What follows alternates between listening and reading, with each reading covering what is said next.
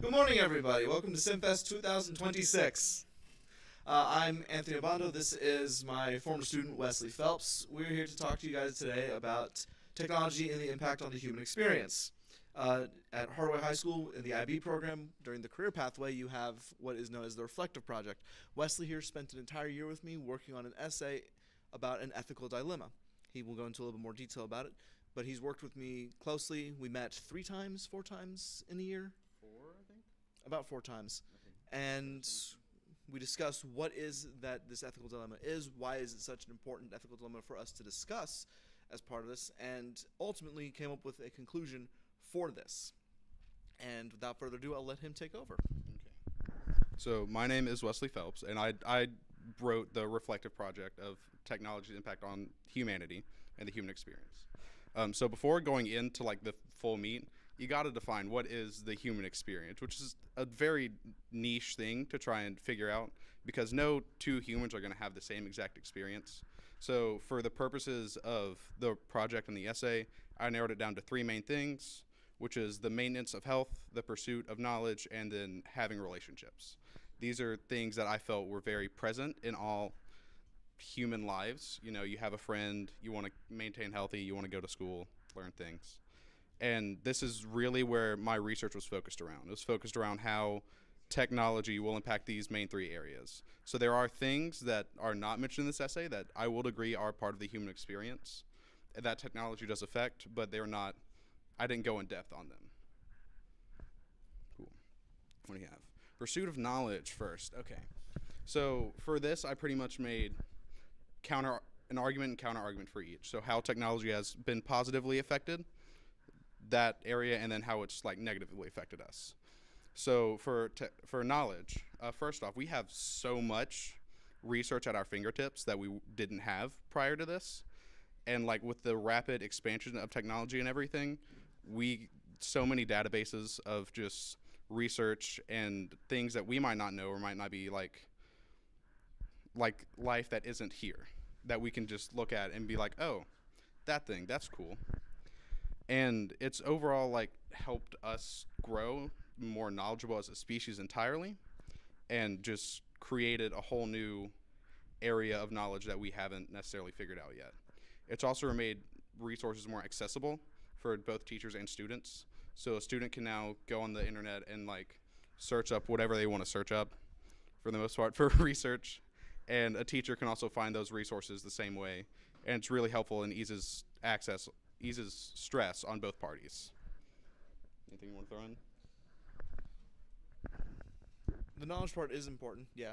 It's great that I can, as a teacher, find any resource that I need to educate my students, but we also need to focus on what is bad about this, that it is free knowledge, and it's unfettered for anyone to access, because it can be that if you misuse technology, that you get something you're not supposed to be.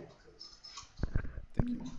So on top of all of this good stuff, we have a lot of bad stuff, like you said. And also with it being unfiltered, it kind of releases stuff, reduced in a sense in a way. You can find a lot of stuff online that you might not want to see. But also it just reduces our brain in general. So with this came a lot of research and a lot of studies, and one showed, multiple showed, that when you spend excess amount of time, I think 7+ hours is what it came to up there, on like laptops and everything, it literally reduces your brain. And school is about 7 hours. High school is about 7 hours. Also on top of homework that's online. On top of that, that's a lot of time that students are spending on a laptop that can really reduce their critical thinking skills and such. And just it's stuff that needs to be more regulated, you know, because we can't do everything on a computer as much as we want to, but we don't seem to be shying away from it.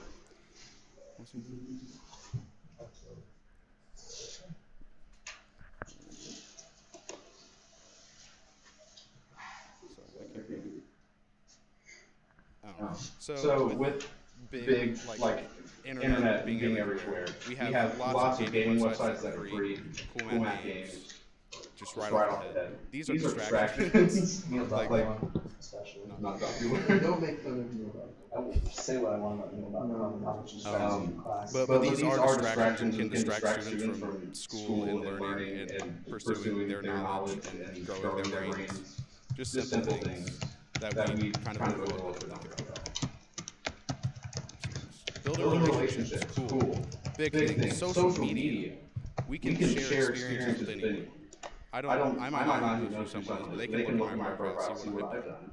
Maybe see family members, see people I know, And it helps almost think you made a relationship there, strengthen one, because you can share similar experiences without having to talk to a person. But these are kind of superficial and shallow. We also can just communicate to everyone around the world at any time. And that's really weird. I can talk to someone who's not in the same country, and it can be a 5-minute conversation. You can say lots of things. It's stuff that you don't think about, but it's there consistently. And it's super cool because I can share someone else's experience that might not live here.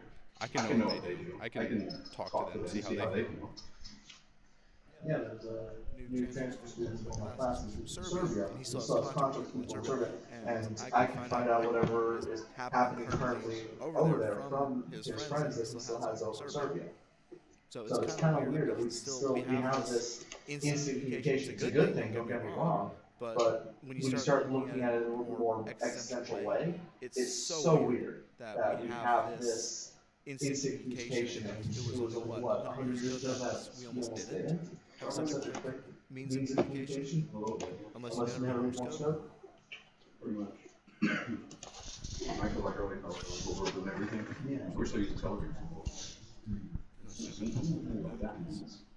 Rapid It's just something that I just thought of. Yeah, rapid expansion. Big problem. Scary. Very. So negative impacts. Once again, going back to social media. We're building relationships that are superficial, that we can think are deeper than they actually are.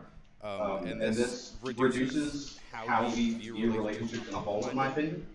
We're seeing more of you don't necessarily know who I am because you don't know who I am online. And due to excess online contact, communication, we are in this area where we don't know how to talk to people who aren't on a screen. And that can be seen like minor things, like maybe some language changes using abbreviations and such. But also major things, just not talking to people. And that's very problematic. When you're striving to be in person and species as together, you need to focus on being together and spending that time. And being able to do it over the phone exclusively is not good for us. Health. Cool. So health and technology have really grown hand in hand. And this is things as simple as like MRI machines, X-ray machines. We can look at your brain and not have to break your skull. Non-invasive things are so much. They're so practical and like so wide range that we use them all the time. And I think it goes mildly undernoticed that like 200 years ago, if you had a tumor in your brain, they'd have to put a hole in there and look at you. And I think it's been really helpful for our development as a species because now we're not having a bunch of moves from people looking inside of us. And we also have access to telemedicine, which can be very good at finding like early warning indicators that something's wrong with the person. So patients and doctors can communicate over a phone and like tell basic things like blood pressure, heart rate, stuff like that. And it just helps early warning signs, and I don't have to go to see a doctor who might not be easily accessible, or I can only go see twice a month, Or wait however many minutes in the waiting room. When your appointment's supposed to be at 3:30, then you're not seeing until maybe 4 o'clock. And break my bank. Health insurance, but it's so expensive. Okay, so how is it negatively impact us? So with like the internet being as widespread as it is, we've had a lot of kind of, and it's more mental health-wise than necessarily physicality. While they do kind of go hand in hand once again. You can have things like technology addiction, which are going to mean that you're not you're being out less, and you're not getting those vitamins that you might need, vitamin C, vitamin D, all these things that are going to be helpful for your body to grow and keep like muscle mass, maintain your health. But we also have a lot of mental defects, like depression and things that can be amplified over the internet. Like if someone doesn't feel like they fit in, and that also reflects in social media, they're gonna be like, oh, there's no reason, you know. And it just helps to amplify, I think is the word I use. Intensify, I might have used. But it just makes those feelings deeper and just more sorrowful almost.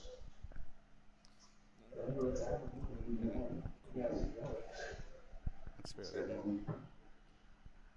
Conclusions and exclusions. Okay. So going back over everything, everything's very intertwined, as you can see. So like the brain and everything, like the excess computer use, that can tie into maintenance of health, and just like social media addiction, things like that. And then social media addiction, like the second self. That might be back. Second self, yes. So the inclusion of second self is like you're different growing up in person than you might want to appear online. And that creates you have to be two separate people, which you're not. You essentially create an alter ego or persona, so to speak. Pun intended stuff. Mainly for Bryce. Yeah, but this once again weighs on the mind and those feelings of depression and anxiety that grow out of social media and excessive technology use. And everything kind of intertwines here because social media with the social aspects and technology addiction affect your brain. It's all just like one big loop of life sucking and affecting you.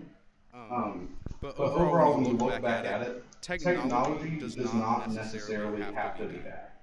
The conclusion I came to after all my research and everything was that we have good intentions, but we misuse it. It's been a mixture of rapid development and going into so many unknowns at once that we aren't thinking about critically how we need to use this technology to better not only ourselves but the world around us. And that's the biggest thing here is that I can't. Sorry, someone who's new to technology isn't necessarily going to know what they need to do in order to not only keep themselves healthy, but a healthy environment for those around them.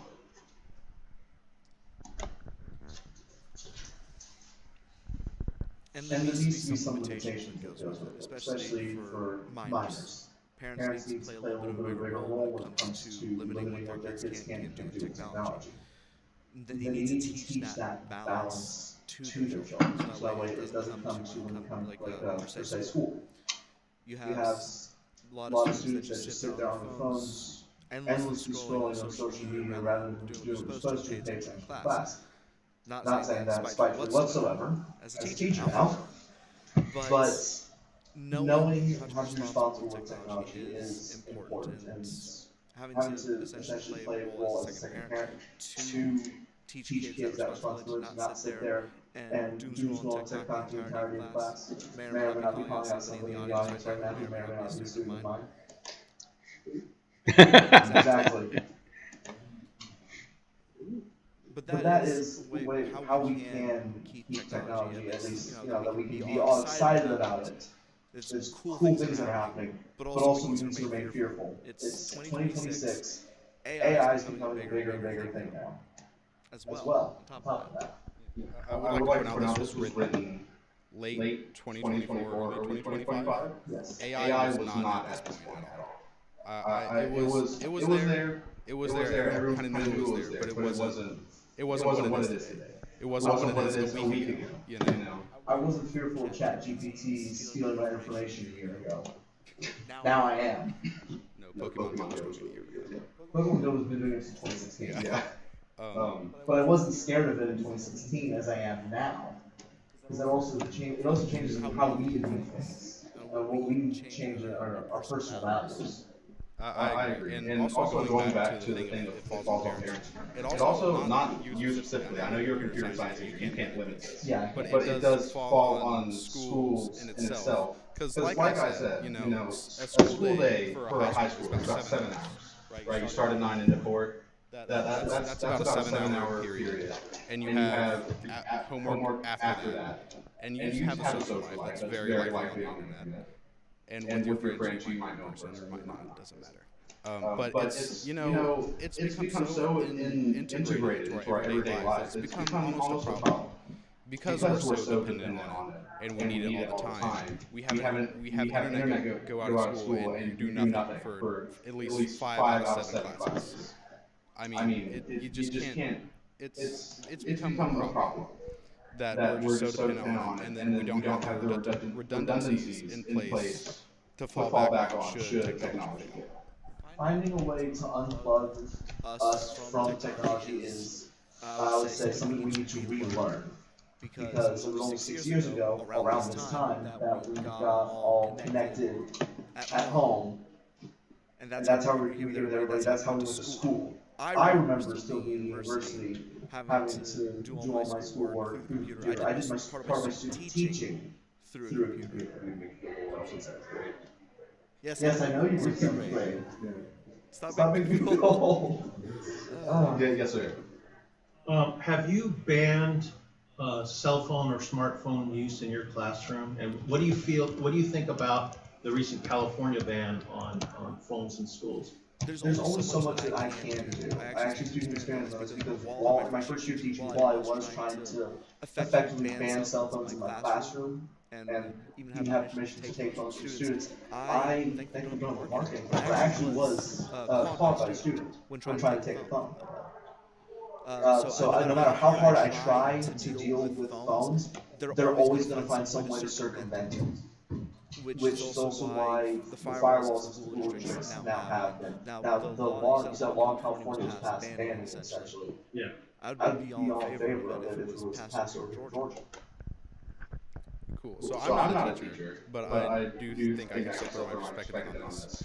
I do agree that phones in the classroom have become a problem. They are taking away from like central learning experience that a child might need. But at the same time, there is like a certain necessity that a parent, like a child, has to a phone. Not in the sense of like I need to be online all the time, but in the sense of like that's an emergency contact. You know, and I know that schools have like you can go to the office and call a parent, but sometimes you might need that privacy, you know. And I agree that it is a problem and that it should be banned, but I do think there's like you can't just be a part of it. There's got to be reason. So I grew up in the 70s, and we were all like latchkey kids, right? Both our parents were working. We'd walk to school. I walked to school when I was in kindergarten. You don't do that now. You have these helicopter parents who need to have that, certainty that they can reach their kid. And so I think that's the excuse they give themselves when they let their kid have a phone, is they can reach me if there's an emergency, or I can reach them. There's that connection to their kid. But does it have to be a smartphone that the kid can now use to cheat on their test? Give them a flip phone. Yeah, give them a flip phone. That's what I did as a parent. My kids had flip phones until they were seniors in high school, and they hated me for it. That's what I had throughout high school. I wouldn't even remember smartphone until I was in college. But I at least felt like it was negatively impacting me. In hindsight, this is all hindsight, by the way. It kind of negatively impacted my social ability. I didn't really have anything I could connect with my peers over. My peers had smartphones. I was the one living like it was 2005 and American Idiot had just come out. Yes, ma'am. Do you have any idea? Because you were saying that the parents play a big deal in this. What can we as a parent do when your child is 12 years old and doesn't have a home? Come and tell you, my mom, you're killing my social life. And they feel deprived because they are not like the other people, they don't have a phone. And okay, we trust what they will be doing in school and to the teachers. They'll find something wrong with your child, they're going to call you, you don't need to be in contact with them. It's this kind of different part. There is a lot of people like me, even if I am this old, some people get to have children at a very late And what can we do? If the child is completely dying and fighting with you because you are being terrible, you are a bad parent, you don't allow them to have a social life. It's not full responsibility on the parents. It is partially there to set up mainly just those healthy boundaries of you have to have, or of like limiting phone use and everything. But there should still be accountability on that child's part. Like Some responsibility is an important yes, thing, especially at the ages of 11 to 14. when lots of kids are getting a phone now, it's strange. I mean, the kids are getting phones as early as Yeah, elementary school, that's but fair. they're also using it as a way of telling their children to. They're using the devices now to tell children to just, oh, you can just be on your phone, just leave me alone. There are some parents who are just not ready for it. But even then, I don't think anybody was ready for the jump in technology that we had. God, what was that? 12 years ago? 13 years ago? We weren't ready for that. So how is it that anyone could have seen what's going to happen or even know how to parent 12, 13 years ago with the new addition of smartphones? I'm seeing now targeted ads about how this has been a great $1 million social experiment, and it's caused negative impacts years down the line. There's no way to be able to tell how it is, and Wes and I can't even be the ones to say people are parenting right or people parenting wrong. I'm only speaking from my experiences through my own life and also for what I'm seeing currently as a teacher 10 years, 13 years down the line. What was okay back in 2010 might not work now in 2026. And I unfortunately don't really have an answer for it because what could work today doesn't work tomorrow. It's just the rapid sense of adaptability on that parents and adults need to have in general, and that it is kind of just touch and go with figuring out what works best for your child, because It's hard. what might work best for me isn't going to work best for someone else. So it is kind of that touch and go, and you need to figure out like how to best work with your child and get them to that state of not relying on it. Do you think that through the years, the child that is denied to have the access to this technology will really have a big issue relating to people? Would you really kill their social life? What do you think that really needs to be so, terrible? Just because we are not allowing the social media to be exactly go just to the technology, just try to make them. What do you think? Is really gonna affect them? I don't think it affects them in a negative sense. I think it affects the fact that people don't know how to communicate with them. Is that they weren't given that opportunity, because the 11, 12, 13, 14, those are very like impressionable ages. You're picking a lot of new stuff up. And getting a phone at that time is like you're picking up how to effectively communicate online and through the internet and social media. And I don't necessarily think that's a problem on their part for not having that accessibility.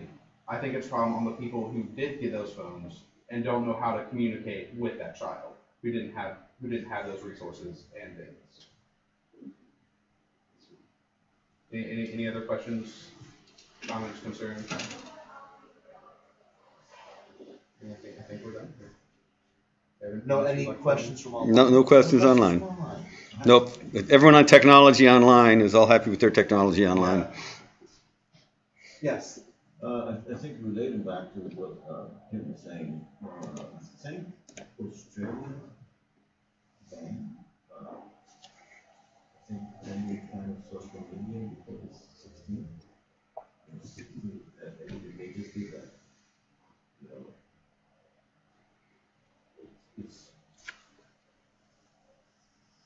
I think it makes it difficult sometimes when you ban something that becomes outside. It's like prohibition, you cannot have a drink. So I want it now. I was forbidden to play video games when I was a kid. Good idea. So I played video games. Yeah. I wasn't allowed to buy them for my computer, so I started programming. Oh, The so forbidden I- fruit. I do want to pitch on that. So I did also write a paper on prohibition in high school. And I do agree that when you make something just straight out illegal, it's harder to control overall. You know, if it's just illegal now, you can't, it's harder to control like who has it, who doesn't. You know, prohibition. You ban alcohol. Well, now people under 21 have that readily access because no one's, it's not just, oh, I can't have alcohol. Not, I can't have alcohol because you're taking away that reason that people can't have it and just turning it into a blank statement. And I think that does make it more excitable, and it also just makes it harder to control overall. But do you think then if you say to the child, okay, you're not going to cross the street because there are cars coming. So you're going to be so excited that, okay, I'm going to cross the street because my mom said no. So I need to cross the street because there are cars coming. In that situation, there is a reason given. It's not, with prohibition, to go back on that, it's that there was no reason given, it really was there. Yeah, It just said, alcohol's banned, Well, that's it, no questions asked. but I You have questions, then you can go leave. But with something like that, there is a reason behind it. And there's a Prohibition. lesson to be learned. Yes, there's a lesson to be learned from it. You could end up dying from that. But this is just a flat out ban on alcohol. This is the unreasonable aspect of, oh, I just don't want you to do that because I don't want you to do that. And unfortunately, there's nothing to be learned from it. And because, again, like you said, I don't want you to cross the street because you can get hit by a car. The same thing can also be said for technology. I don't want you to have social media because of whatever reason it might be. But even then, how can we predict what social media is going to happen? We can predict that a car, if we're not looking, can actually come and hit us. But we can't predict that social media is going to cause us to have poor self-image. We couldn't have predicted that 13 years ago. So the same thing that a parent will do, I guess, is if you tell them not to cross the street because they're coming cars, a parent will say, okay, I am not allowing you to do this because this can damage your brain, because this is taking you to a place that you will not be able to think by yourself, or that you will have communication that is wrong. You have to wait until you are able to understand and your brain is completely formed to make decisions. So, I think it's also the difference between like that immediate danger. You know, if you cross the street and there's a car coming, you know you're going to get hit by a car. But you're not going to know that, oh, I'm using tech, it's hard to figure out that you're using technology too much and that's really hurting you and yourself. How can we see the effects that are going to happen 10 years down the line, 5 years down the line? How can we see the immediate gratification of it, but how can we see what's going to happen when someone is in their mid-20s? So I hear we gotta talk about social media and technology is sort of the same thing, and I feel like they're separate. I do agree they are separate, and I'm not necessarily trying to group that in. I'm sorry if it is giving that perspective, but I do think that they are very intertwined. And while they are two separate animals, technology in itself is completely different from social media. Social media is just the direct offspring of technology and needing that social connection. I speak from a father of a child who technology has enabled her to be social. And so, and granted, she limits herself on social media, but the technology has helped her, whereas she wouldn't want to have access to being social. So it's done some good things as well. Yes. Yeah. And we're not trying to just only say the doom and gloom of it. We're trying to show that there's a balance to be had. Yes, sir. Well, I think a lot of times we put a lot of promise and hopes in technology to help us, and it may start out that way, but we all know how Mark Zuckerberg, started out by saying Facebook just brings people together, and that was their mission. Yeah. And now but then it's like, no, our mission is to make money and to retain you and to promote hate on our platform to keep you in our app so that we can generate more ad revenue, right? So their algorithm is about profit. It isn't about bringing people together. And so I think technology often starts out from noble purposes, and then it gets distorted by greed. The road to hell is basically. Yeah. I mean, Yeah. basic as that. I think When we couldn't predict that Zuckerberg was gonna do that. it goes back to Years that ago. rapid like introduction in manufacturing and development. You know, maybe when Facebook was first introduced, online marketing wasn't a big deal. Yeah. Now you can't go a YouTube video without watching 3 15-second ads. You know. I just want to see that, but. So do I. I don't know, but I think as a parent, you can predict, and you know your child, and you know that it is ready or not. Because even they can be old, I mean, 30s, and you still know that they are saying that, oh my God, he's getting into this, and you cannot say anything because they are 36-year-old or 40. You know your child, and you know that there are things that shouldn't be available for them because they still don't have the capacity to limit certain things and get into real life. So I think, yes, you can predict. You are, the older you get and you will see. And you know, you in your lives, you know it's happening. The older you get, the wiser you are. And then you now have knowledge, you can understand all these things that are new. So I think, well, yes, it can be predicted. And now, it can be predicted even worse things that is going to happen in the way that the government will use. I will be here telling you a lot of things that is going to happen if we continue like that. Like that, the government will take over. And how about us? They are doing labor and things about a lot of people and their jobs.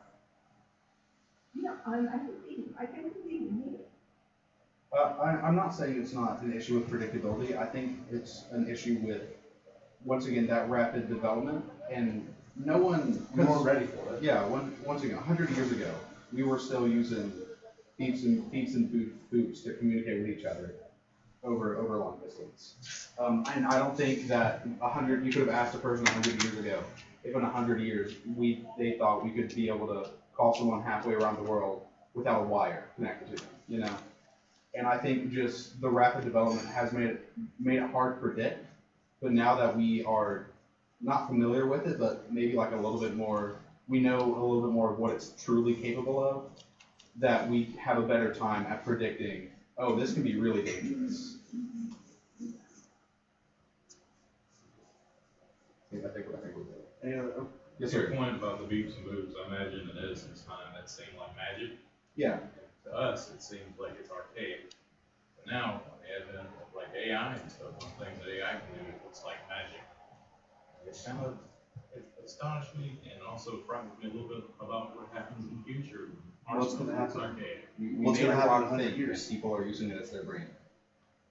What will happen in 100 years from now? I don't know. I pray that I won't be here to see it, because I'm terrified for what will happen. Okay. Thank you for coming. Total conclusion: technology is not going to kill you tomorrow, but you probably should be aware. Yeah. All right.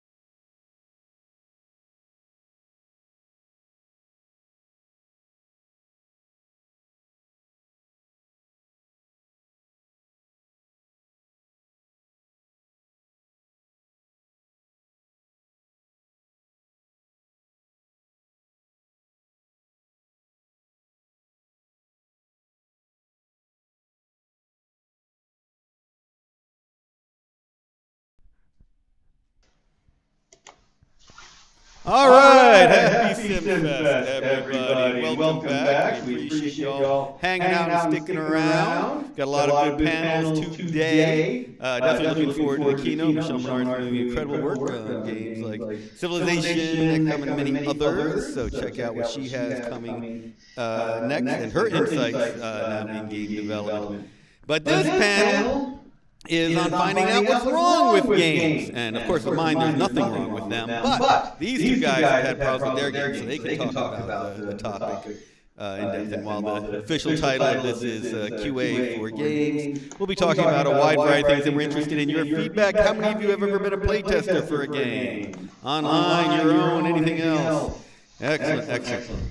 So we'll go into a few different topics as we talk. I'm Andrew Greenberg. I am the Executive Director of the Georgia Game Developers Association. I run Holistic Design Incorporated. You can go get Emperor of the Fading Suns on Steam. You can get all of our games, Emperor of the Fading Suns, Warhammer 40k Final Liberation, Machiavelli the Prince, Battles of Destiny, Hammer of the Gods on GOG. And Machiavelli the Prince is coming very soon to Steam, so wish list it now. And I'd ask everyone to share an anecdote about QA, and we did our Machiavelli the Prince game originally with a company called Microprose, which is very well known for strategy games, and had a great internal QA team to give us feedback on the game, and gave us amazing feedback.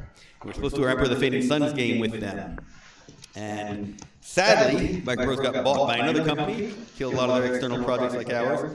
So we ended up with Sega's new PC arm. How many of you knew Sega's new PC games? Called SegaSoft. One of their very first games, and the difference between an experienced QA team and a team that had no experience in QA for PC games was dramatic. We went from getting great QA feedback to a whole bunch of suggestions for weird things that the SegaSoft playtesters wanted in the game. So keep an eye on the quality of your QA team. To my left is... Hey, I'm Mike Stumhofer. I'm founder of Hoff Studios. We're an indie developer and publisher. And we've done games like Depth of Extinction, Polyroll, Panic Porcupine. I come from a pretty extensive software engineering background. I'm primarily an engineer, but I led teams who did QA, who were responsible for quality of applications. I have, come at it from a little different angle maybe, where I'm trying to establish some quality in the game through automated testing, and then also doing rounds of QA before a game launches. Now generally, I've got some processes, and we'll talk more about how that all works, but definitely have launched games with bugs though. Definitely it happens. So, the only thing you can do is, put in regression testing and try to keep that from happening next time. So, let me go. Hi, my name is Tim Ryan. I'm founder of Upswing Games here in Columbus. And I have history in console video game development starting in the early 90s. I actually got my start in QA as a tester. Testing Sega and Super Nintendo and Nintendo games. It really was a great vantage point to understand the development cycle. And as far as an anecdote goes for QA, I have to first of all disagree with Mike. Automated testing is really a crappy thing to do in game development, just because you will see bugs escape, because nothing beats a pair of eyes when you're seeing issues, especially if it's hard. It's really hard for automated testing to discern that there's a problem on the screen. So anyway, my anecdote is when I was at Sony, we were testing the precursor to Guitar Hero by Harmonix called Frequency. And it was all using a game controller, and you had to kind of use the shoulder buttons to play the game, and they were getting so much tapping, we were worried that it could damage the controller. And so when QA was reporting that they were having damaged controllers playing the game, we were really concerned. But we found out that the reason why they were damaged is people were so frustrated with the game that they were slamming the controller on the ground. So anyway, that actually sparked a bunch of difficulty testing. So we brought in a bunch of QA people and first-timers, and we logged how hard it was for them, and the Harmonix, the developer, absorbed that data and changed the jump patterns, made the game a little bit more forgiving. So anyway, really critical to get your QA right. All right. You've You've heard heard a lot of terms already. And I'm sorry we don't have a CSU professor here to define some of them for regression testing, difficulty testing, talk about UX testing, UI testing, etc. So let's define some terms, and let's start with the most basic. What is the difference between QA, quality assurance, not question and answer, and playtesting? Well, to me, playtesting is more something that's done by end users or somebody representing an end user, versus QA is more technical testing, trying to break the application in some cases, or testing specific scenarios over and over again. Also, QA will generally try to give you something that's called regression steps, which is like, how do you reproduce the error? You know, how is there a specific series of events that leads to this error? Whereas players may or may not do this. You can't really depend on getting this kind of information from players.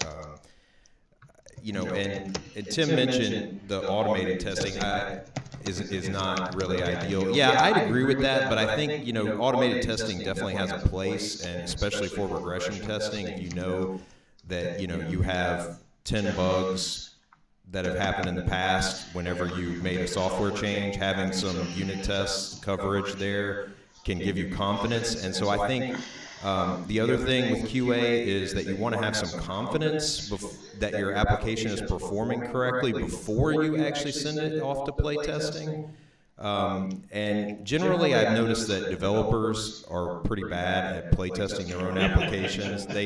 They tend to do the same things over and over again, or execute the steps exactly as they have determined they should happen, versus, you know, a user might do things a little differently than what you did, the way you did them, or you imagined them happening. Has anybody seen the, there was like a video meme that came out with like a game design person watching someone putting like shapes into the box, and they're like, okay, so that one's going to go in the circle. Oh, no, not the square. And everything's like going in the square, and they're like freaking out. That's a good example of the difference between play testing and QA testing. The game's not broken, you're just not playing it right. Yeah.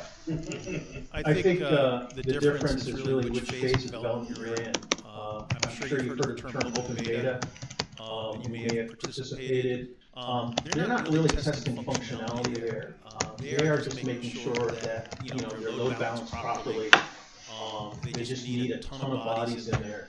And they're also looking for qualitative data or subjective evaluation. You know, are they losing people? Are people getting stuck at this particular point? Early on, you have, you know, more functional testing. Does the feature work? Are we crashing? You know, and then even earlier before that, you have what they call embedded testing, where you have testers who are there working like really closely with a team that is, you know, testing stuff that was changed that day. So before any formal testing has occurred, you might have someone just testing one individual feature before it's even made it into the branch. So there's an easier way to define if something's QA or play testing. QA is when you test by walking the avatar into every single wall in the game and making sure it stops. Play testing is when someone says, hey, I ran through one of your walls and it crashed. So the QA is a much more rigorous, much more standardized, much more focused. Try and find out what's working, what's not, where it's optimized, where it's not. And play testing is not just the is it fun, not just does it carry the load, but what did we miss? And now we've got to get to QA to address. Now we're going to discuss about a number of different areas, but this all brought up one important conversation when Mike was talking about regression testing. We do want to talk about what is, I believe, the most important skill for both QA and testing, and that's communication. Because frankly, even play testers should be able to give you the step-by-step, how do I make this work? I can repeat this and make it repeatable. And for QA, being able to follow a plan, being able to understand software, being able to understand what's going on in the game is important, but nothing is as important as their ability to communicate. Regression testing is just one example, very key example. The folks that they're giving these bugs, these problems, these fixes to have a lot of other things going on. It needs to be reproducible as quickly as possible so you can dig into fixing it. So The number one skill for testers and QA is communication. The trouble is we give them all these tools and different ways to set it up. So number one is regression testing. I think there are a lot of other ways that QA has to communicate because they do need to understand what's going on with the game. Any thoughts on skills for QA and testing? Sure. Yeah, I'll clarify a couple of terminology things. So, reproduction steps are, a step-by-step guide on how to make the error happen. Regression testing is more putting in either a process or an automated process or a manual process around trying to check and make sure that the same bugs aren't happening when you have a new build. So you're wanting to go and have a way to make sure that things are working in general. So you don't want a developer to make a small change and have it break the entire application. And that's basically what that's about.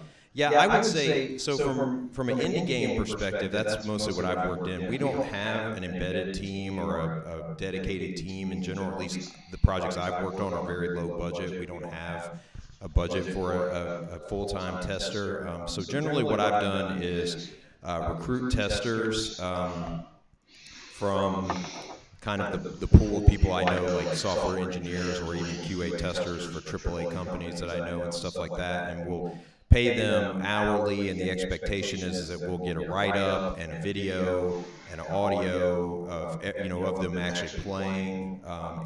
In general, it can be very helpful to get a video of their play session and also their face too. You can do this with play testing too.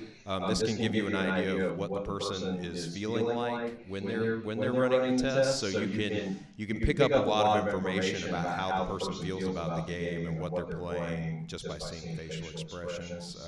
So that can be valuable in play testing. Hard to do that with something like a Steam beta test or something similar. You're only so I guess maybe we can talk about that in a minute. But I would say, yes, communication is important, but it's also, paramount on the developer to communicate what their expectation is to the tester, especially if this isn't a full-time tester. You need to make sure that you are very organized about what you want and what you're expecting the tester to provide you. And I notice sometimes it can be good to use the same tester over and over again. Sometimes it can be good to have brand new pool of testers every time. It just depends on what you're doing. If you're doing play testing, having new testers every time is important. If I want to test how well my tutorial is working, having the same person go through the tutorial every time doesn't really help you, but having a new person go through the tutorial can give you new information about changes that you've made and are they working? Are they actually having the desired effect? Is the person angry or are they happy? These can all be good things to know. All right. I had a great interview question for prospective QA talent come to me from an Activision producer many years ago. And I've used this question for many QA candidates, and it sounds silly. And that's how I put it to them. This sounds silly, but I want you to explain to me, as if I've never done it before, how to make a peanut butter and jelly sandwich. And it seems like a stupid question if they come back with, well, you take a piece of bread, slap some peanut butter and jelly on it, and you're done. I mean, what's the big deal? That was a failed test. Because you want someone who says, well, okay, you open up the bag of bread. If it's not sliced, you slice it, and you can optionally toast it if you want to, and then it explains each step of the way. Those are reproduction steps. Right? That's how you need them to articulate a bug when they write up a bug. And don't assume anything about it's not being important. So that's very important for an engineer. The other thing is, don't write up a bad bug, right? Like if they cannot reproduce your bug and you get slammed, at Sony you used to earn what they call an ass penny. This is a penny that's like little copper pennies. They don't make them anymore. But the old copper pennies, they've been in your palm for a while or in your pocket for a while. They built up some lint. They kind of smell like ass. And what would happen in the QA department is when you wrote up a bad bug and you got kicked back, it's like not found, not a bug. That tester would earn an ass penny from like other people in the room. They would put one on top of their monitor. And the only way to get rid of that ass penny, because it was a trophy of shame, was if somebody else reported a bad bug, and then you can transfer your penny over. So many years later, I was interviewing someone who came out of Bethesda. He was interviewing for a job at Cadillac Jack, and I saw that he used to be a Sony tester. And I had a question for him. I said, "Have you ever earned an ass penny?" And he just looked like shocked. How did you know? Anyway, very important that when you do write up a bug, that you verify that it really is a bug. So the very first thing when you see a problem is you go and try to reproduce it. And make sure you can easily reproduce it, and then write up reproduction steps. Be very clear on what version you were testing. Oh, I wasn't testing the latest build, and I probably just put out a new build. Don't report it yet. Go check the latest build to see if the bug was fixed there, because you don't want something kicked back. You don't want to waste an engineer's time reporting a bug that does not exist. Anyway. I like it.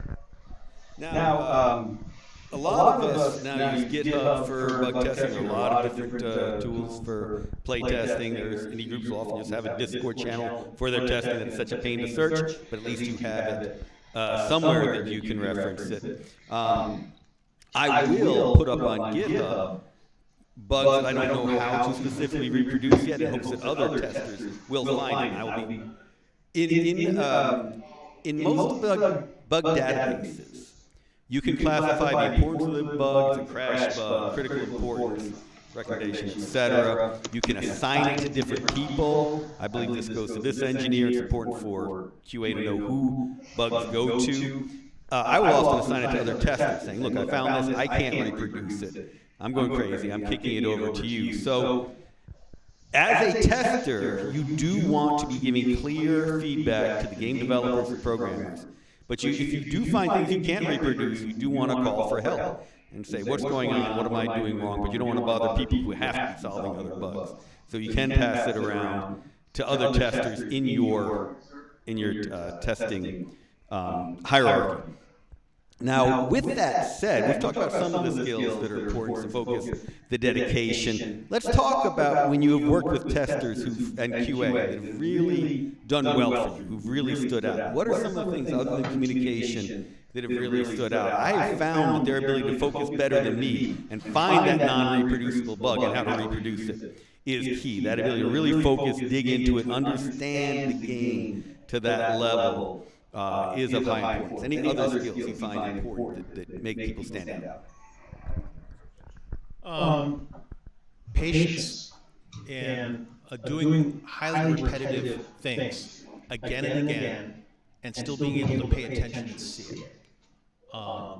That is critically important. You're going to be testing that same game for months potentially, and after you're done with it, you're so sick of it that you spent so many hours testing it. Your reward's going to be a shrink-wrap copy of this game, so you never want to play it again. But having that patience to continue to do it and repeat those same test plans again and again. The reason why that test plan exists is sometimes it's going to catch something. And so you have to have that patience and willingness to run through that same test plan again and again and again. Yeah, I really couldn't imagine trying to be a tester on like Guitar Hero because I'm so terrible at it. I just think, man, that would be like one of the most frustrating experiences ever. I think from my perspective as an indie developer, just that being able to consistently give me a write-up and a video, you would be surprised how many times like I ask people for these things and I get almost nothing. And to the point now where I've generally said you only get paid if you turn in these deliverables, you know, so I have to make it very clear. And this is more of a problem when you're dealing with like a non-dedicated staff and trying to get, you know, constantly find new people to do testing of a game, especially like Tim said, when you're doing the same test over and over again, just testing for small issues or something that's hard to reproduce. But yeah, I feel like just being able to listen to directions is a big skill and attention to detail. I think Mike raised a great point also about the communication skills having to go both ways. QA manager, which in our case is indie devs, is just the indie designer, has to be very clear in communicating to the testers as well. If they're looking for anything specific, what they want tested, and how they want that feedback to come to them. So yes, it is definitely a two-way street. And to be honest, testers level up. You may start as a first level play tester and eventually be a 10th level QA manager, 10th level QA engineer, 20th level QA manager. And it's a 20th level QA manager or first level game devs who have to work up that QA plan. So QA plans are actually really helpful even when you're an indie. And obviously they're critical. You got a big team and a whole bunch of testers working on a whole bunch of different areas of the game. Who wants to dig in first into what should be in your QA plan, be you indie or AAA? In your QA plan. So if you're a QA manager and you've got a few people like Mike was talking about, you want to get information from them, you want them to be testing specific aspects of the game. Right now I'm having them test the map editor for Machiavelli the Prince.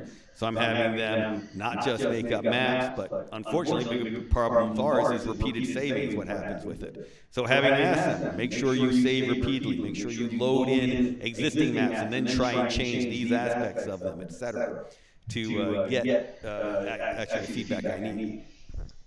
Yeah, I can give you a quick example of this. So for Depth of Extinction, it's a roguelike RPG with tactical turn-based combat. There's a lot of different classes in the game. Often what I was wanting to do was test specific classes or specific combinations of classes to see, especially when we got into the balance phase where we're trying to eliminate overpowered combinations and things like that. Some of those things are actually kind of fun to leave in, but you want to make sure there's some level of balance to the game. So I feel like that's kind of where I was very much wanting people to test specific things, but otherwise I didn't really have a specific test plan. I really more wanted the tester to just play the game because, you know, a lot of things, it's like, you know, you have, everybody's tested this first level 1,000 times. I guess another thing you could do, and we did this a little bit, but it's a little more tricky to do, is give people specific save files to work from. That can be a little challenging for non-technical testers sometimes to be, you know, having responsible for dropping save files in the right locations and things. So, you know, I think the important thing as a test manager is to understand what it is that you want tested and to articulate that very clearly, like Andrew was saying. You know, and it might be that you just want to test this tutorial. So you need to be clear with your testers what it is they're supposed to do. I'm not sure what more I can add there. Right. So especially with a huge project, a dedicated team of testers, you don't want everyone just sort of bug hunting. You want to have a test plan put together. You have a bunch of test cases that you're going to be writing out. And your test plan is going to be an evolving document because new bugs become test cases. And the very first thing you do when you encounter new bugs, especially if it's gone all the way out to the public, when you verify it, and then you put in your test plan to make sure it never happens again. And those kind of tests you might be able to automate if you can. But that's always critically important. But I've noticed that there's no perfect test plan. So you want a mix of bug hunting and executing test plans. And certainly when you have a new feature, you just finished the sprint and you have a new feature in, you get the heads up from the engineer or the producers working on it, hey, we have this new feature, bang on it. And that's going to be the focus of your testing. But it won't necessarily be your entire test plan. You won't have to do an entire regression test plan at that point. You're just focusing on that feature, and then after you've done that, you're going to see if anything else broke in the build. You go and do your test plan. And then there's always, as I said, there's always going to be a certain amount of bug hunting. Some people are really good at bug hunting, and some aren't. So you kind of, as a manager, you want to kind of figure that out and kind of divide the work accordingly. And then to make sure they don't get bored, you get to have people trade. And the benefit of trading responsibilities for areas of testing is you're getting a new set of eyes on something. They're going to see something that the other tester missed. So it's really important. Spread your eyes out across the project. Anyway, that's it. All right. We've been talking about some of the other skills. You'll have different levels of testing that you want, and QA that you want. So I just did, oh, by the way, if you're watching at home, we do have a CIMFest drinking game. Every time I push Machiavelli the Prince game, you have to take a shot. So we want to make sure that you're ready by lunchtime. Anyway, and for Machiavelli the Prince and other games, I like to live stream it, the playing of it, dev on it, etc. And I love to get feedback from just people watching the stream. Hey, there's something wrong there. They've caught bugs that I haven't caught while I've been playing the game. I'm focusing on playing the game the way I think as a dev is supposed to be played, and they're seeing everything else going on in it. So you've got this very basic level. Just see something wrong. That's all I want you to do. But then with the Fading Suns game, that's half a shot. That was Machiavelli the Prince. I've got people who are testing it who need to have basic engineering skills. They need to be able to use Visual Studio. They need to understand branches, pull from different branches for testing. And this is when you're getting to a professional level, having that technical acumen is a big plus for anyone who wants to be a tester. To continue in this vein at different levels, when you're at a public event, and you do test at public events, you show games at public events. Tim, have you ever done that? You ever show? I've done focus testing. Okay, let's talk about that. UX, focus testing, etc. This is also important. Wait, that base level when you're bringing folks in. What are you looking for? Yes, you like them to find bugs, but what else are you hoping to get out of that kind of an experience? Actually, I'm going to disagree with you a little bit, and I'm going to say I don't want them to find bugs at a public event. I'm actually really only wanting to do play testing at a public event. I'm not wanting to do bug testing. Now, if it happens, it happens, but I'm hoping I got all the bugs before then. Now, I've definitely done events that were multi-day where I was fixing bugs that night that I'd seen during the day. So, if we're starting on like at MomoCon, we're on Wednesday to Sunday. By Sunday, you're playing a much better version of this game, and I'm hoping to get some good play testing data. But, seriously, for what I'm doing, generally, I will bring, I've done this a couple different ways. I can either bring the vanilla game to the festival, or a lot of times I will do a festival-specific version of the build, and that would usually just add a couple of things in where I would focus more on a couple of levels that I want people to play, because most people are only going to interact with your game for like 5 minutes or something. So you really want to, have a specific thing that you're wanting them to do and that you want to be able to, like an experience that you want them to have. And then I also want to have like a quick reset. So I'll have a quick reset button to kind of jump back to the start, one button press on the keyboard or something like that from behind the scenes if it's a controller game. But I think those are important. I think, looking at people's faces, like I mentioned earlier, can give you clues about the experience they're having. Sometimes it's going to be difficult to really get a true appreciation for what people think of your game at a convention. Conventions tend to work better for certain types of games. I feel like multiplayer games tend to work better at a convention. Simpler games tend to work better at a convention. People are only able to put like maybe 20% of their brain power into playing your game when there's so much else going on. They may be trying to talk to you. You may be trying to talk to them. So, especially like my game is sort of a cerebral game anyway. It's a tactical game, sort of like, I told my dad it's like chess with shotguns. So it's but try playing chess when you've got like 100 people around you, and there's a lot going on, and you've got tons of distractions. You're trying to hang on to your bag of stuff you bought at the artist alley. You're in your cosplay. So this is like pretty typical MomoCon type interaction.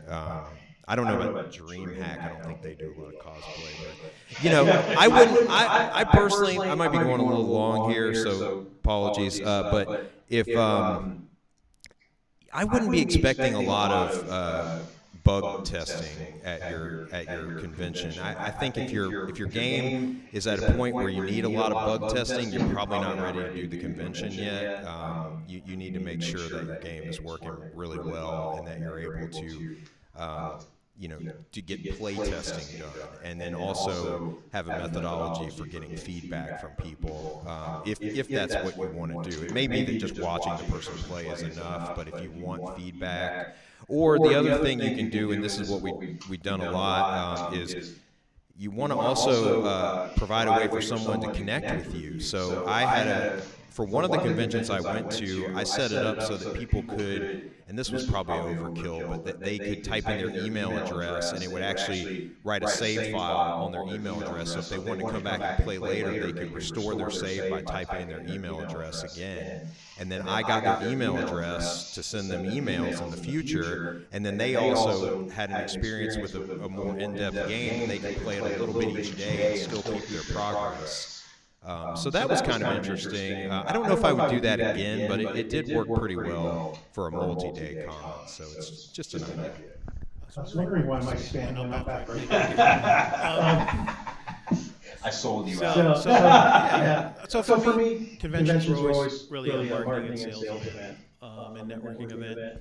But for focus testing, really the goal there is to get enlightenment to the game designers who've gotten way too close to the product to understand how difficult it is or easy it is or whatever. So you're not able to, in your focus, I don't know if you've ever seen it, but you imagine, there's one-way glass and people are observing from behind it. You have to be quiet because I've learned that. And there can be people on the other side who are playing the game, and you can watch them play, but you can't prompt them. Much like if they bought your game and they're at home, you're not going to be there to explain what to do. And so it's a great way to test your UI. Do you understand what they're doing? It's a great way to see if there's some level blockers. Where are they getting stuck? I think once you get to the point where you're like bringing in public, you're getting lots of great feedback. I think the best projects, the ones that are most successful, start bringing that public testing in sooner. Like bringing their friends or family in and evaluating the game. I remember when I was developing Fracture, and I brought my son in to work because I was working like 6 or 7 days a week. That game did not turn out well. I don't know if you know that, but it did not turn out well. We had trained information, and my son came in, and we had this awesome vortex grenade, which would create like a vortex in the ground and a huge explosion. And in our game, you can deform the terrain, but you can't destroy the buildings. It was just reverse of what you expected. So my son, I told him about this vortex grenade. I said, "Great, now throw it." He turned around and threw it at the building and did nothing. And I'm like, you know, we have a design flaw in our game. If I want to blow up stuff, I want to blow up the man-made stuff. But we had this rule that man-made stuff was indestructible. Only the terrain could be deformed. And it was stupid, but if we had brought my son in like in the first month, it would have so much. Anyway. I'll just add one more thing. I mean, I think what you said is interesting. I definitely learned the first convention that I did. I had to talk people through playing the game, and that is bad. If you're having to tell people how to play your game is not ready for release. You need to be watching people play, not telling them how to play. Yeah, unfortunately, mine are big strategy games with long tutorials and all that kind of silliness, so they're often the wrong one for events. But for those of you watching in the indie testing area right now, courtesy of the Indie Cluster and CIMFest, take all the start and make sure that you are leveling up as a tester as we speak, and you all in the game devs then there are making sure that you're watching them closely and trying not to affect their testing We're trying to affect your testing as little as possible. Get that real feedback. So before we open up for questions, we talked about a number of different areas. Before we start this, any areas I didn't touch on that you want to throw out and share? Yeah, I mentioned in the context of conventions collecting email addresses. I think there's another, if you're doing like public play tests through Steam or even a demo on Steam, you need to have some way for people to report issues to you. I think that is an important part of indie QA is still having a way for people to touch base with you and let you know that you have a problem. So I now put a form in my game. It's like there's always a button in the top corner. People can just click the button and it opens up a thing. They can type whatever they want. It will send me their logs, their save file, all the metadata about their system. So I can basically, any error that they reproduce, I can see the logs. I can load up their save. This will save you lots of time, especially if you have a complex game that changes. The further people get into the game, the more difficult it can be to diagnose bugs and things like that. So I definitely think you should consider this.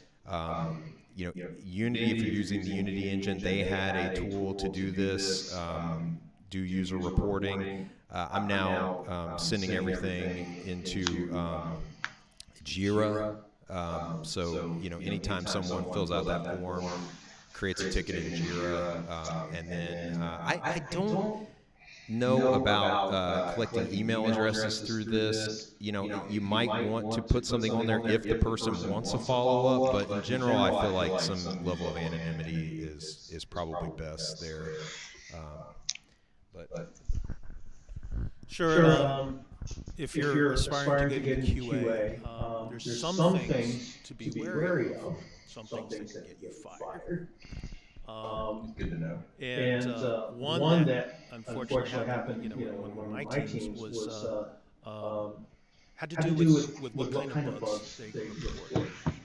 And QA, this particular tester, felt that their role was overall quality of the game. So they were sort of being an armchair quarterback and kind of designing after the fact. And so their type of bugs were this wasn't fun, or that didn't look right. And if you're an art director, or you're a game creative director, that's going to really piss you off. And so when they come to me and say, you got to fire this guy, and I'm like, here are these people getting paid, whatever, 4 times as much as this guy, and he's decided he's God. Okay, I get it. So, you talk to him initially, but then yes, that happens. So it's really important that you develop that relationship, especially if you end up being an embedded tester and you're working next to these guys, in cube next to them. You have to understand what is the right way to communicate these sort of subjective bugs, right? Pull that art lead or art director aside and say, does that look right to you? Let them decide. You can point it out to them and they go, no, that's fine. That's much better than a bug showing up in their queue, coming from you, and getting their feathers ruffled. So anyway, that's a big one. I think the other thing is with embedded testing, and we didn't really talk about that. That's something that I started doing. I went away from formal testing where you have a QA department, where you're getting near your 2 months from ship, and the first time they look at the thing, it's like a grenade going off, and you get 1,000 bugs. And suddenly you're like, I got to change my ship date. We're not going to be able to fix all these bugs. Right? So throwing a grenade over the wall into a formal QA department isn't a way to have a predictable ship date.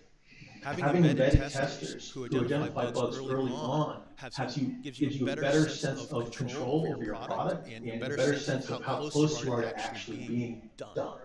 So it's really important to have at least some embedded testers early identifying issues and fixing them while they're actually working on it, rather than having to come back and look at code that they wrote maybe 4 months ago. It's much slower to do that. Anyway, that's it. That made me think of one other thing. Especially from the indie developer perspective, it can be you can have some similar issues. Like let's say a tester or even an end user reports a bug to you. It can be easy to ignore some of these things that you don't consider bugs, or it could be something like what he's talking about that went to the art director in this case. But my general rule of thumb is to take every bug very seriously. I assume that if one person reports something, that at least 20 other people probably had that same issue, and probably when you're talking about an indie game, a lot of them might have stopped playing your game at that point because of this issue that they experienced. So always take issues very seriously. If someone mentions a problem when you're doing a play test at an event or something, you should definitely ask them clarifying questions. I wouldn't ask people how to fix things, because they often don't know, but they know when something's wrong. So listen to that. Listen to the wrong. If they offer an explanation, that's great. Don't argue with them. I made that mistake sometimes too. Just let them talk, and but just remember, you're trying to identify problems. These people are helping you whether they know it or not. So. Yeah, there's a lot of areas we haven't talked on. Interpreting playtest data is a big part of it. Hearing what people say they want versus what they really want. You nerf the paladin. Doesn't necessarily mean the paladin's weaker. It means they're not having as much fun. You hear what the heck went on with it. And then the data you get. Where do people stop playing? How you interpret all these different metrics. We got a lot of different areas we could go into here. But I think now is a good time to open it for questions. If we have any from the chat or from the audience, we'll go ahead and repeat them. So feel free to ask away. How much time do we have? What are we looking at? All right, so we got 5 minutes. So you probably have time for 2 questions. So go ahead. We got 2 from chat? All right, what's the first one from chat? How can someone break into QA for the first time? Come to CIMFest, get into that testing room, and start learning what devs need to hear. I'm going to let Tim answer this. First of all, be a good gamer and be able to articulate what makes a good game.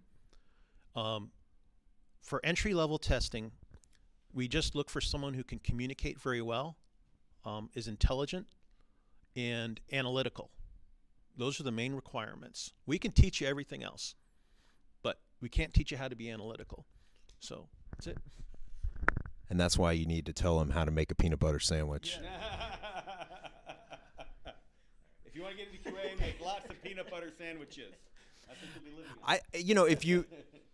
It might be silly, but doing QA for an indie game can be a good thing to put on your resume. If you really want to do that, you need to get to a place where you can meet some indie developers. There's meetups, there's conventions like we talked about. You can just try to join their Discord, message them. I mean, I would be open to any of those things.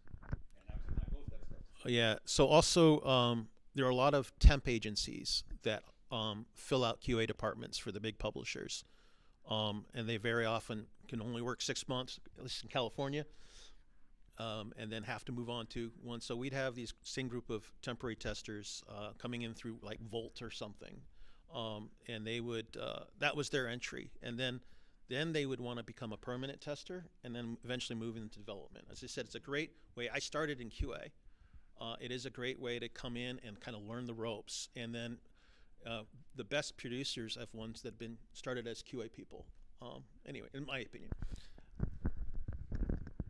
Yeah, and testing with indie games is relatively easy, but that being intelligent and polite are key. I get people coming onto the Steam forums, my Discords, multiple Discords, the GOG forums, Reddit, etc., and seeing which ones can actually give good feedback and then inviting them to look behind the scenes and get involved in the game. They love that. But yeah, you're definitely going for those who are polite and informed and intelligent. All right, we had a question way in the back.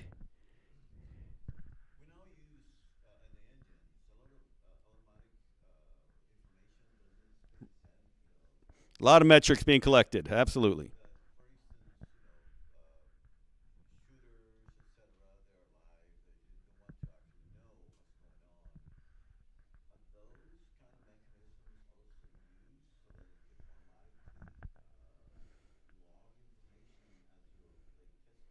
How do you collect the metrics the players aren't directly reporting?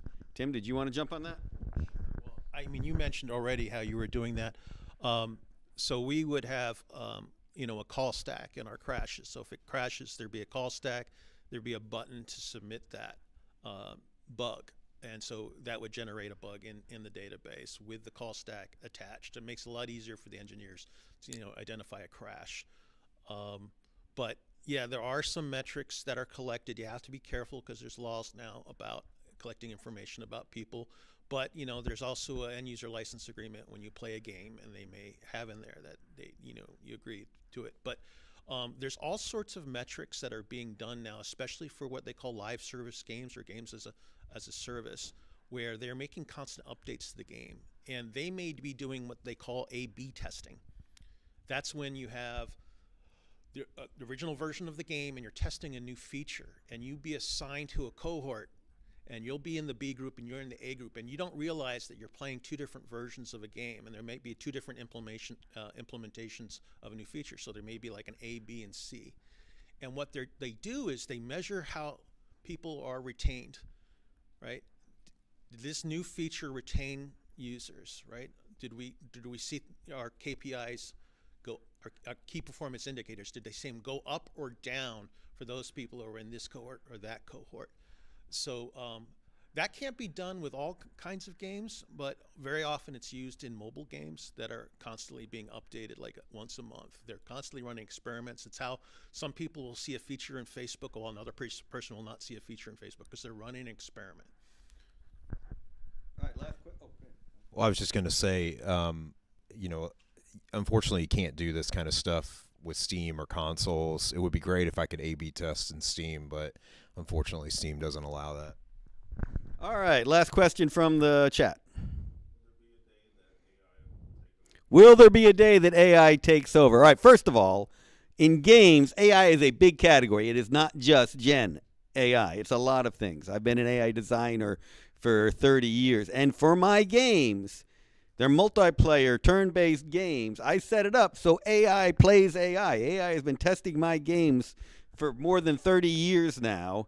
4-player games, 4 players AI, and I can figure out what they're doing. I can see if the AI is doing what I want it to do, and I can find crashes I would never have found. AI can sit there and play it for 20,000 turns, and it'll crash, and then I can find something to fix at that point. So AI has been involved in testing all along. However, our players are humans. AI is not paying for these games. Therefore, it is critical that that human eye be in there. I'm assuming that the question is coming from a perspective of an LLM versus an in-game AI. So I'm going to answer it like that. I do think an LLM AI agent could potentially test a game. I don't know that is going to have the creativity, at least as they are right now. I would say no. Maybe at some point an AI could be programmed to be a good tester. But I still think you would probably want to have the human element there, because QA stands for quality assurance, and you need to be assured as the developer that there is quality for your end player. And, you can put an AI on it and the AI could say, oh, thumbs up. But do you really know what the AI did? Don't you want an actual human to do this? That would be my perspective for the moment. Also, automation is a two-edged sword. Automation will help eliminate common human errors, but it can also introduce issues that you're unaware of. You have basically, if you have a program like Claude doing your programming, you have instant technical debt. Because it's an area of code where if there's something wrong, it might take you days to figure it out because you didn't write that code yourself. And you might not have the ability to actually write the code that you prompted Claude to write. So I think AI has its place as an expediter and a tool, and for testing or for handling player dropouts if you're playing a multiplayer game. But I don't think it will replace human invention. And on top of that, AI, especially LLMs, are by their nature derivative. And if you want originality, you really have to start with that human spark and the human imagination.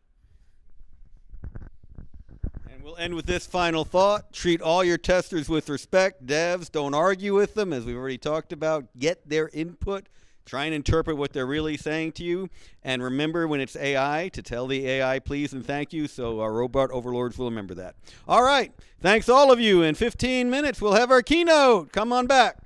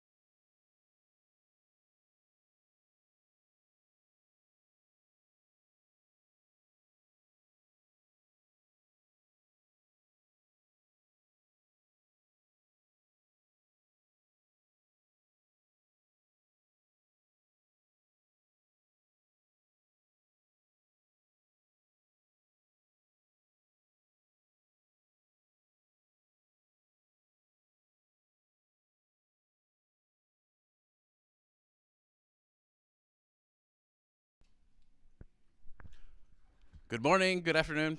My name's Obando. I am the conference director of CIMFest. I also work here at CSU. So, welcome to the 11th CIMFest, guys. We made it this far. So, quick announcements before we get started with the next speaker, which is the keynote.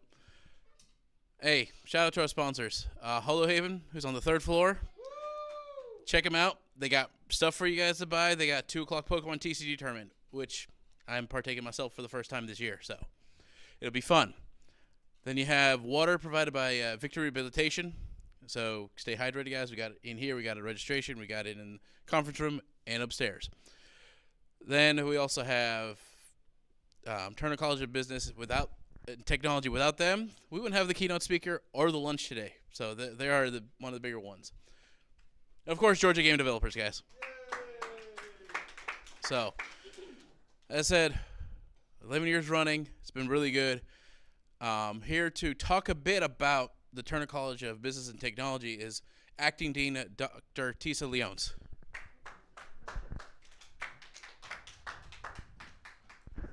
Thank you, Rod. Good morning, everybody. Good morning. I am, as Rod said, I'm Dr. Tisa Leones Regalado, and I'm the acting dean here in the Turner College of Business and Technology.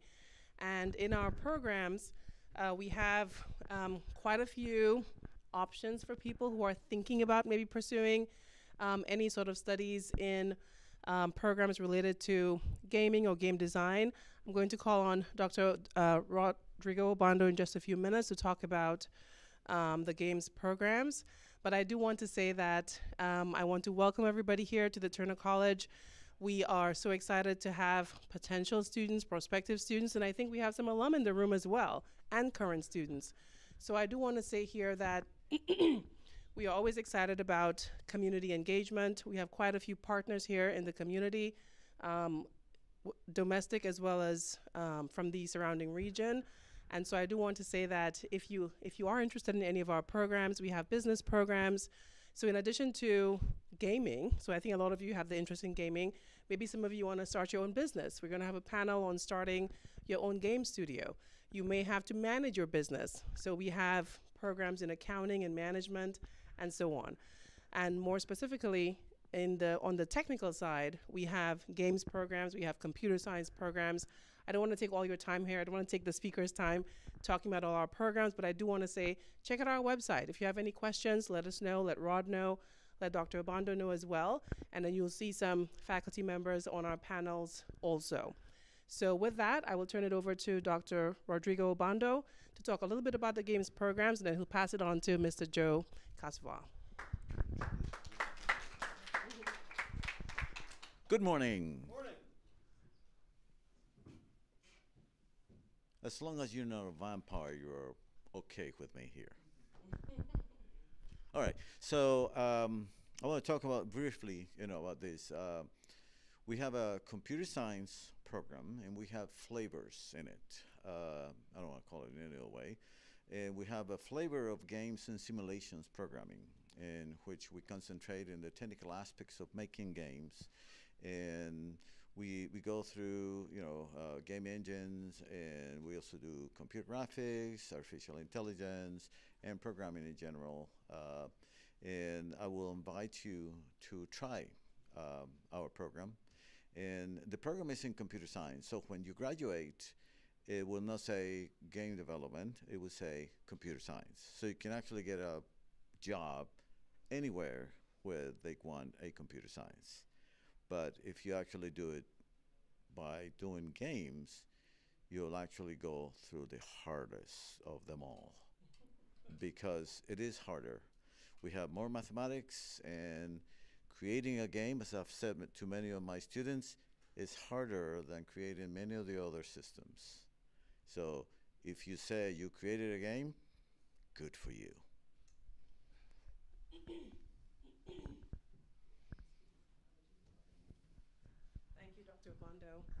Thank you, Dr. Obando. And at this time, I do want to recognize at least one faculty member in the room. We have Dr. Kirk Heriot here with us. You'll see him this afternoon at 2 o'clock. He'll be on the panel for starting a game studio. So again, if any of you are interested in getting that going, getting your own business going, please stay on for that session. So at this time, I want to bring on Mr. Joe Cassavaugh, and he's going to talk to us a little bit about the rest of the program. Thank you. I'm just going to introduce Michelle, actually. And so that's Michelle's book from 2012. She wrote it in 2011, and I bought it. I definitely went through this, but I never even broke the seal to the DVD. It hasn't. Is it just a CD? CD. Could be. 2011. Anyways, I met Michelle when she showed up for a siege, and I immediately just recognized her name, and then I fangushed for like 10, 15 minutes, and she was so tolerant. She just, she was really good. Since then, she is the only one, I think, in all the rants. She became my closer. I did the rants for about, I think, live 6 years up at Siege, and then we did a couple online Zoom things when COVID hit and so forth. But she was the person, she closed out she was always the last person I'd call to do. So the rants are 10 people ranting for 5 minutes each. It's something I stole the idea from GDC and talked Andrew into it, and he told me he'd only do it if I hosted, and that's when I became really ranty. So, anyways, here's my notes here. So 2 things. I think her first talk, she talked about internet trolls. Then she talked about things broken one time, and then there was buy my game, and then there was apparently internet trolls. I don't know if this was a step up or step down for him, but then you talked about grammar challenge trolls one year. She likes to read from the internet, so don't let her do that today if she plans to. I'm a fan of the Closer TV show. Does anybody watch that? It's a police procedural, and it's really nice because there's character development that goes through all the 7th season. But the Closer she's famous for getting people to confess. She closes out the case. And from day one, she's always been this badass. You don't always know why or whatever, but she can basically outthink most people in the room. And I thought that I just wanted to share that because you have always been my closer.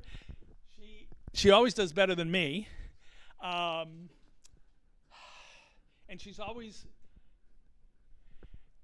she's more worth listening to me for 2 reasons. One, she's inherently better and a nicer person. Number 2, she says something different each time, whereas I often repeat myself way too much. So there's Michelle. Oh, and she went to the game. She worked at Zynga at one point. I wanted to mention that. In and out of the game. It's like living in New York City. You got to get out of there. And has been in too many various projects that I'm not going to mention, and she can go from there. And that's it. And somebody, we haven't figured out how, is going to win this book, and she'll sign it for you. It's a relic. Don't actually use it. You can't use it unless you want to go to Unity 3.4 or something. 2.64. Because 2.64 is in the back of the book on that CD. Okay. You're the only one who can use Unity 2.64. I'm not even sure if it is. I don't even remember what's on that thing anymore. It's been too long. Too long. So, hello, everybody. I got too much stuff. Everywhere. So hi, I'm the Chief Creative Officer for Dragon Snacks Games, and we're going to talk a little bit about what in the world success is. I'm going to try my hardest not to curse today, but oh my God, I mean, it's going to be rough, so we're all going to be here. So here's basically what we're going to sort of kind of be talking about today in vague booking terms. We're going to have some introductions, talk about what in the world even success means as a terminology, and then we're going to talk about some random stuff because I am autistic, not ADHD, but sometimes that is the way my brain works, and we're just going to rabbit hole into some random stuff and hope that it is mostly cohesive by the end of the day. So who dis? Who am I? Woo! So that's me. I'm Chief Creative of Dragon Snacks, as I said. I've also founded and co-founded some other studios previously that are now, for the most part, defunct. I still have Artemic Games, which is my consulting firm. I am a systems designer by trade. That means I make the rules and the mathies and the algorithms maths. I'm maths for life. So it's all about living in spreadsheets all day long is what I do. And I originally was actually not going to do games. I was going to be an opera singer, and you know what industry sucks more than games? It's fucking opera. Oh my God, no one gets jobs in opera, and I cannot wait because I hate people. You say I'm a better person than you, that's not true. So I actually also got another degree in applied math, which is how I ended up here, and I was like, yay, maths. Yeah, don't do that. Here's a bunch of stuff I've made and worked on, like there's the book up there.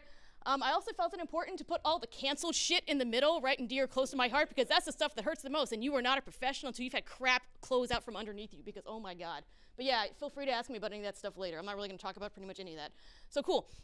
Who are Dragon Snacks? Why am I here? So we are an indie studio that was founded back in the fall of 24, and these are the co-founders. There's Jen McLean, who is our CEO. You might also know her name because she's was the executive of IGDA and is still on the IGDA Foundation. She also co-ran Game Pass for years. She co-ran, or ran actually, AWS Game Tech. She's a highly successful individual. And then we've got Nimco, who's our CTO, made the team that made Monopoly Go, that thing you may have maybe heard of. And there's fucking me in the middle, like, why am I here? Like, notice how there's no numbers of like billions next to my name, because no. Oh my God, imposter syndrome was real, even if you're a professional. Like, I still don't understand how I ended up with these people, but here we are, and here's some other stuff we've done, and I don't belong here at all. Here's the rest of the development team, and we have about 8 employees right now, 3 contractors, and yes, there is a half here. This is on purpose. Our COO is fractional. He only puts in about 10 hours a week because we don't have that many people, so we just don't need him that much, but this is what he does now as a living. He's COOs fractionally for lots of people, so yay for him.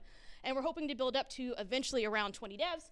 And here's our timeline for our company. Woo! So in the Q1 of 2024, all 3 of us co-founders were unemployed, mostly because we all rage quit our well-paying jobs. We're like, I hate my life! And we all did for various reasons. And then we took a couple of months to be like, why? So I stared at the sun at the eclipse for a while in Ohio. I actually drove overnight. I'd be like, I need to go stare at this. I'm like, why? Because I'm unemployed. What do I have to do tomorrow? Nothing. I'm going to go do this. That's actually when I talked to Jason and Clara about a lot of this stuff, because that's all the little small connections that are important. And by Q3 of 2024, we had decided to work together. We incorporated, had some lawyers do a bunch of paperwork, use lawyers, don't do it yourself, oh my God. And then by 2025, January, we hired our first employees, which was totally cool. And we actually were paying people because we have a pretty hard set rule that we will not hire people for the exposure if we have people working, they are being paid. By August of that same year, 25, we had a fully playable build that we took to Gamescom, which I got some pictures of, and it was a pretty successful trip. There's that word again, successful. We met with a whole bunch of people. We had it running up in multiplayer on Steam Decks in our little booth, and so it was really fun. And by October, we had our first public playtest as well, which was also successful, with 92% of our players reporting that they would keep playing and recommending it to friends, which is freaking fantastic. We are still in pre-prod. Woo! But why does any of this matter? What do we mean by a successful trip? What is that? A successful build, successful public demo. How do we even define what that means? I don't know. Do you know? What is a validator of this? So here's some pictures from Gamescom. That's Nimco's idea of success. Nimco really, really wanted to go to the Infinity Nikki booth. That was his whole goal of going to Germany. Not to test the game, not to talk to potential publishers, not to get money. It was, I need swag from Infinity Nikki, my favorite game, don't judge me. So I went with him. And everyone kept trying to talk to me. I'm like, I am not here for this. It's the man. The man wants to play the pretty dressed up Lolita game. And he was like, it's me. So he was successful. I wanted to go drinking with my buddy Clara. And so that was at 4 a.m. on a bridge in Cologne. Successful trip for me. Good times. This was actually our playtest for our CEO. This was success for her. We were testing out a lot of our core ideas for our 3 core player personas, and one of them is the creator. And we're like, do our UGC tools work, A, and are they fun? Do people like using them? So this was created by Imre from Guild, and he spent, man from Australia, and he spent a lot of time making his perfect little Viking warrior that he then made a little painting of in the game and got to like give it to people and hang up on walls. So for him, he's like, is success, love, we'll do again, woo! And we got to meet some of our other employees. So this is Cal from New Zealand. And this is our booth. So we had it, like, as I said, Steam Decks, all up and running, worked beautifully, had a great, great convention, no horrible crash bugs. It was like the smoothest tech demo I've ever done in my life. It was amazing. Yay! Oh, and then I also found out beer came in liters in Cologne. And I outdrank the Eastern Europeans, so again, success. I'm done. So what does all of this mean? So I guess we could start first with, let's actually start with the definition. So going to Merriam-Webster, I do not own a physical dictionary anymore, so I had to go look it up online. And the very first one is, what is success? Definition 1, accomplishing an aim or a purpose. Cool. That is the vaguest possible definition I've ever heard for anything in my life. As I said before, Nimco, want to go Infinity Nikki. What about like a toddler? I have walked across this floor and not fallen on my face. I've accomplished something. Or for Jen, I've met my KPIs for a Fortune 500 company. These are all very, very different things. Like, how do you even combine these or compare these things together? That makes no sense. Definition 2, having achieved popularity, profit, or distinction. So one thing we've got here with like, oh, this is kind of cerebral. This is nice. We could apply to a lot of things. And then, oh, late stage capitalism makes an appearance on number 2. Cool. Only money or fame. That means success. And if you don't have those two things, screw you. Well, that sucks. All right. So next time, maybe let's look at what else it can mean to be successful. So this is a really fun graph that Google will generate for you from their all the books that they do with the ebooks. And you can basically get any word. How often was it used in books printed from 1800 to now in the English language? Yeah! So this is how many times the word successful has been used. So you notice here, way back in 1800, not a lot. But by the time we're over here, it's almost doubled in usage. So as the English-speaking world has gone on through the ages, it's becoming a much more important topic and point of discussion in literature. Like, what does it mean to be successful? Let's talk about it. That's kind of horrible. And then I decided I was going to put some real-world data against this, because why are all these dips and curves? And so this was fun. This also hurts me that I didn't notice this. Louisiana Purchase happened here, and clearly by purchasing Louisiana, I'm from Louisiana, we have now started the trend of success in Western civilization. Very important. Civil War happens, we flatline, because fuck that thing. Then Edison patents a light bulb, we go back up again. We've got Mein Kampf here. Oh no! Sliced bread actually has started to trend the curve differently, which I think is very important. World War II flatlines, Reaganomics, boo. And then we've got the 2008 financial crisis, and you can see, do we care about success anymore? No, we're just caring about survival, because oh my God, life is terrible. Also, this is bad. People have done this in books. Why? Why would you do this? 2 C's capitalized in the middle? Ugh, gross, nasty. So let's instead talk about more concrete ideas. What does it mean to be successful? Let's start with a company. The first one everyone can think of is money. Money is a very important metric for success if we're talking about companies. If you don't have money, you don't have people, you can't pay things, you fail, you have no money, bleh, horrible. What about growth? Most companies at some point want to be able to get bigger, hire more people, take over more of the market. Very important metric for success. I don't think anyone's going to argue about this.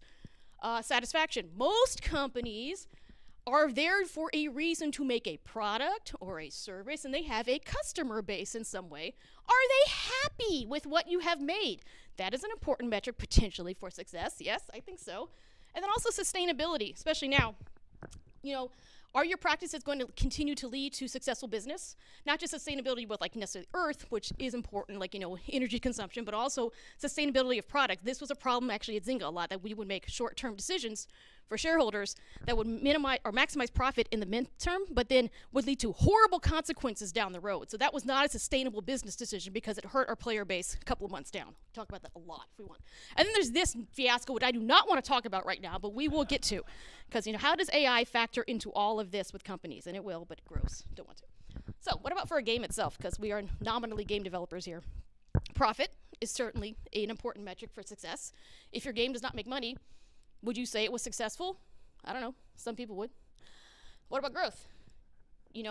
Players at launch are important, but if you only ever get the players at launch, they will eventually always plateau and go away. You have to always want to get more players and keep getting more people into the funnel. That's an important metric for growth. Satisfaction. Nominally, I believe you are making a game for fun in this industry, not always. Sometimes it's for other things like educainment or teaching something. There's a lot of reasons, but player satisfaction, another important metric. And again, sustainability. Is your product being sustained by good decision making? Oh, look, it's the same damn pictures from the company one. See what I did there? But let's actually talk about fun. So games, for the most part, often have this as a driving metric. Is the game fun? And yes, I'm aware I'm not using Ralph Koster's definition right now, so you can sue me. But I actually like this one a lot because it puts it from the perspective of the person in the moment. This was actually coined by a geologist, Rainer Newberry, in his book, The Climbing Dictionary, Mountaineering Slang Terms and Neologisms in Lingo in 1985. So yes, thank you, Mr. Geologist. So he identified 3 types of fun. There's fun in the moment, and it's pleasant to remember, like, oh, that was nice on the beach, I liked that. There was not fun in the moment, but it's fun or pleasant to remember. Ice plunging, that is not fun in the moment, but then you're like, yeah, it's a good story. And then there's the other one, the bear attack. It's not fun in the moment, and it's not pleasant to look back on, but it made a really good story when you're out with your buddies later. Cool. This works really well with games too. These are my personal definitions of what that means. Zelda. Great to remember, fun times. Screw this game. Yeah, hate Souls-likes, but pleasant to remember afterwards. Like, I mastered that. I finally got the skills to do that. Yeah. Would I enjoy doing it in the moment? Absolutely not. And then this horrible childhood trauma creation of the Ninja Turtles game with the sewer level. No. This is how marriages get broken up now. You do not do that ever again. It sucks. Screw that thing. So there's also rough costers because I felt like I had to put it in. Cool.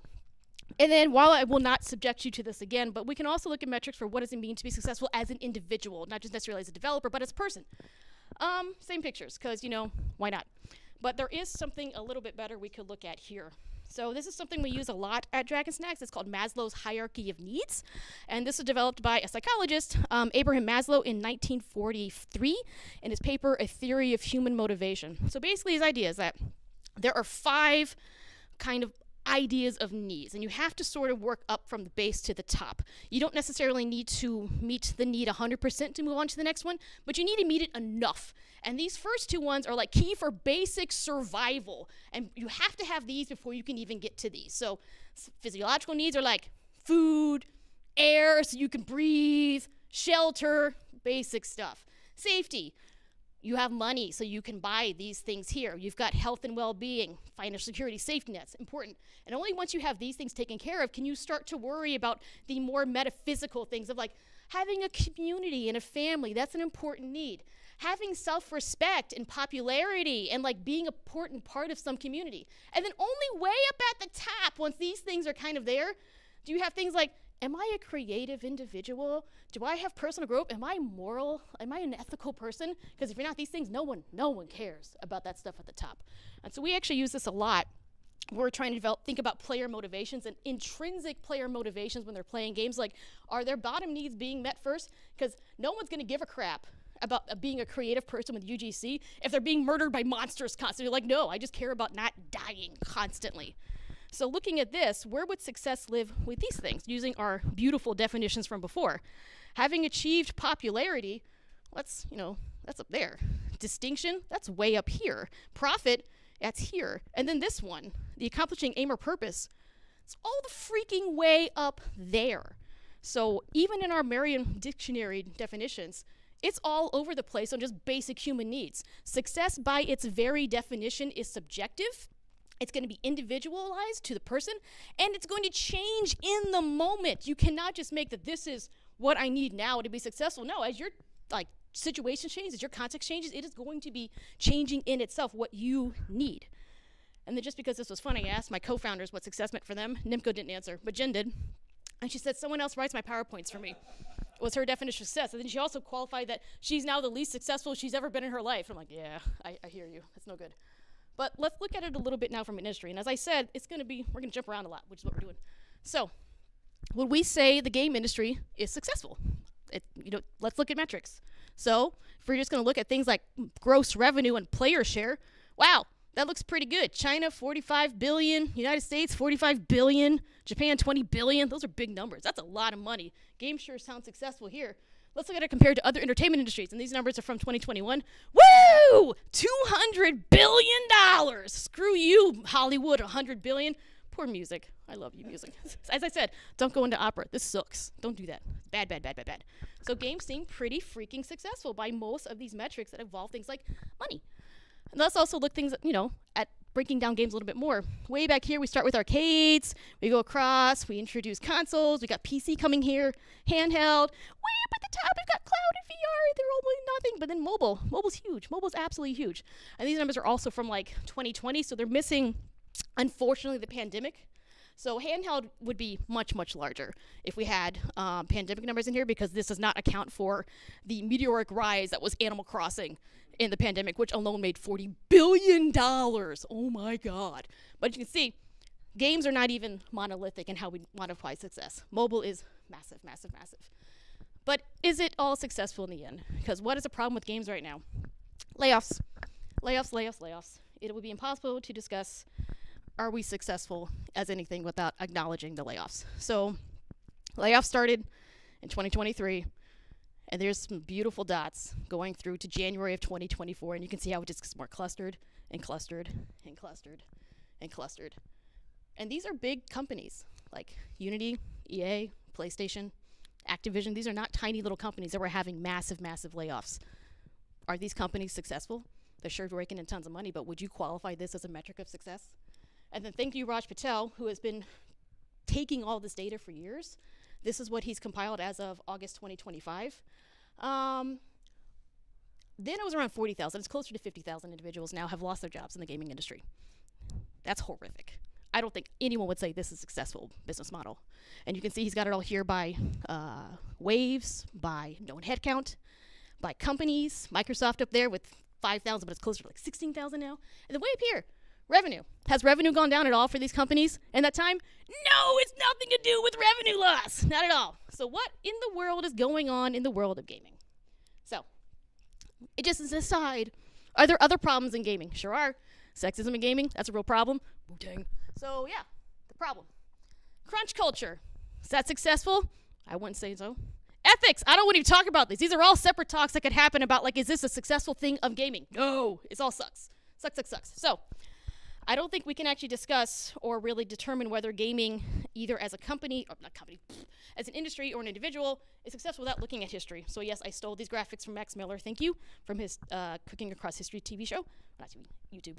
So let's go back to before 1983, where gaming got its start with arcades and consoles. Yay, look at all this old stuff. It's so cool. We got Pong.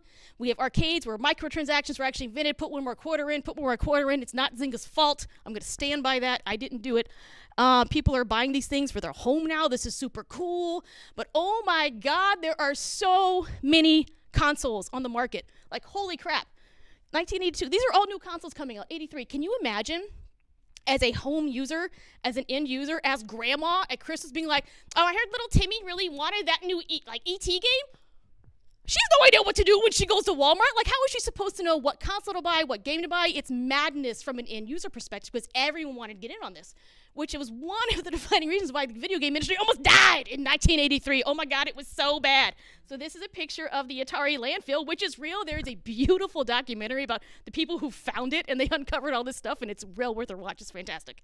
But yeah, so basically, everyone says, like, the slop wars now are AI's fault, and this is new. It's not new. Here's the original slop fest. It's all right here.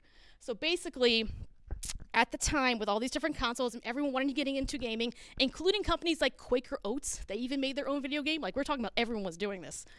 There was no quality assurance. There was no standardization. People, if you wanted to make a game, you could just make a game and put it up there. And at the time, again, there's no online distribution. The internet's not really a thing people have in their homes. So shelf space is a real major concern. And if you have just crappy games taking up all the shelf space, how are you supposed to actually find something good? You don't. So customer, their perspective of gaming is in the freaking toilet. Atari takes a huge plunge. No one wants this stuff anymore. It's terrible. Everyone's going to, basically saying games are dead as an industry. It's terrible. This is also why we have Rupert Murdoch entering because, it's terrible. Everything sucks. But through all of this complete failure and almost like the death of the industry, we now actually have standardization. What we now consider the game industry was pretty much born from this. So Japan came to dominate with the NES/Famicom. And our modern publishing concepts were really born from this, from the idea that there has to be quality control measures in place on third-party developers so that the consumers can have trust in what they are buying. And this was largely enforced by the console makers themselves because of cartridges. Nintendo basically said, if your game sucks and we play it, you can't print that cartridge, we won't sell it. And so, yay, QA.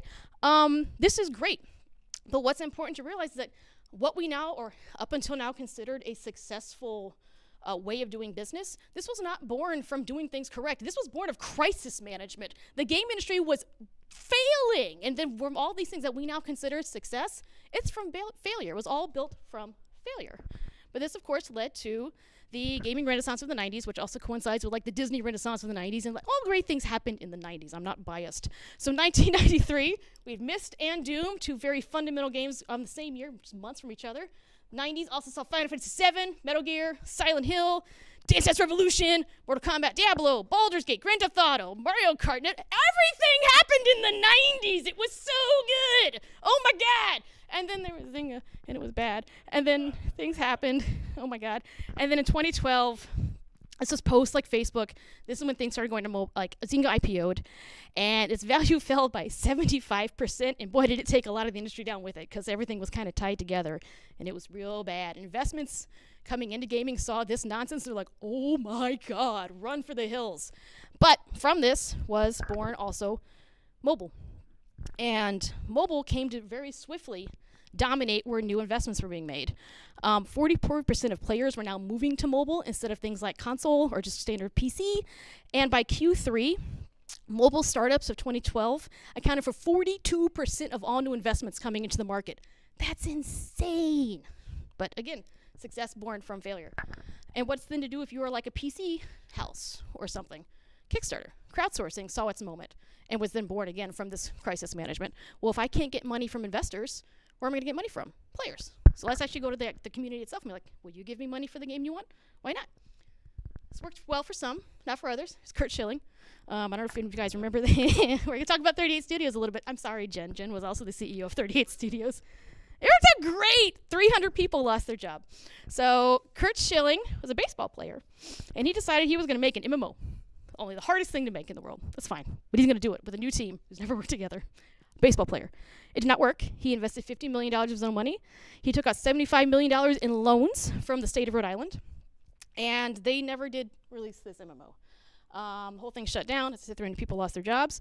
But more importantly, what happened from this was that this became a huge poster child for VCs and governments and other non-traditional funding sources, that gaming was dangerous and too risky, and it was a minefield for investment. And so all these other places that had started to put money into gaming all pulled out. So again, what the hell are you supposed to do? And then, of course, we got hit by the pandemic. So good times. Everyone knows what happened here. I don't need to talk about it. But again, one of the good things that happened was people stayed home. And when you were staying home doing nothing, you're playing games. So many, many games began to sell more and outperform what their initial projections were, like Doom Eternal and Animal Crossing, as I said, $40 billion in sales alone from that one game. Absolutely insane. So maybe games are actually coming back.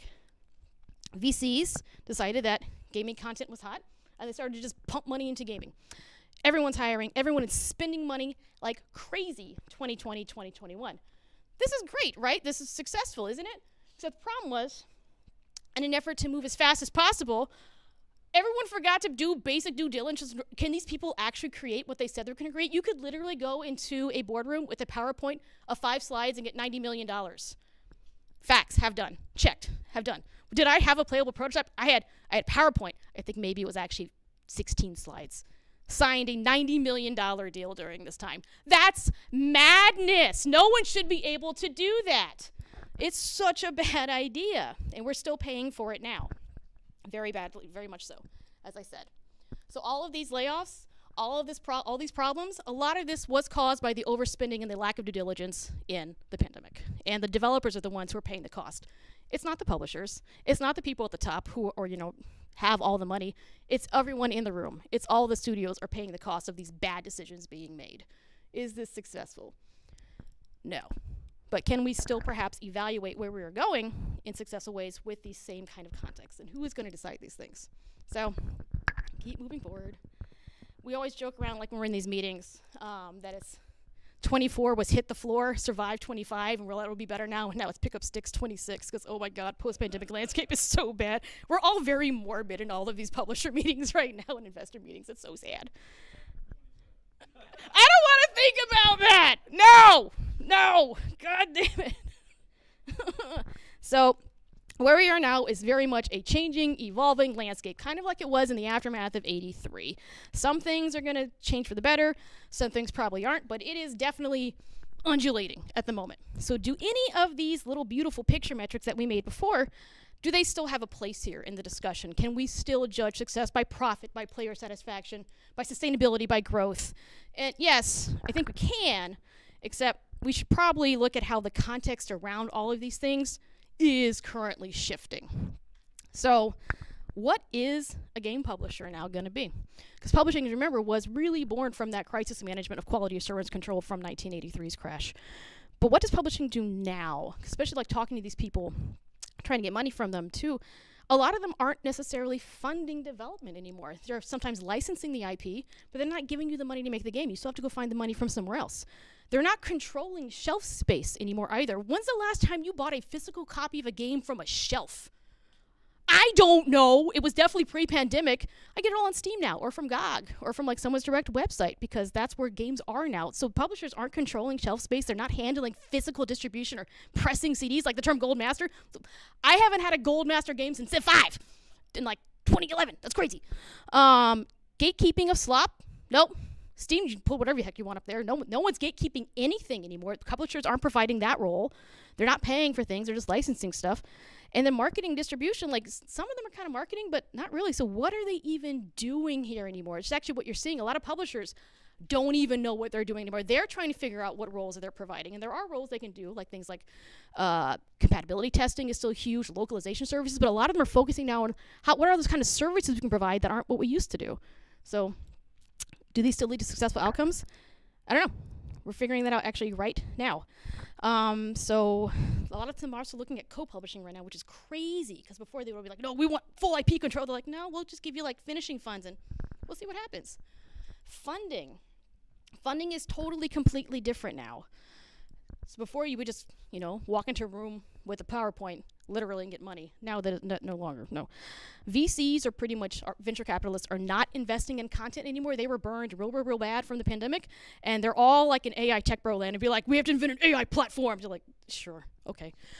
Family offices, which are basically fancy terms for billionaires, also really aren't investing in content anymore. They've been completely scared by people like Kirk. So right now, some of the easiest ways to get money are from angel investors, basically like individuals who have a little bit of extra money, and they're like, I believe in you, I believe in your product, I believe in this, like the service that you're promising from like a personal, individualized level, and those are the people you're getting money from now. Crowdsourcing is still very, very popular. Equity investments.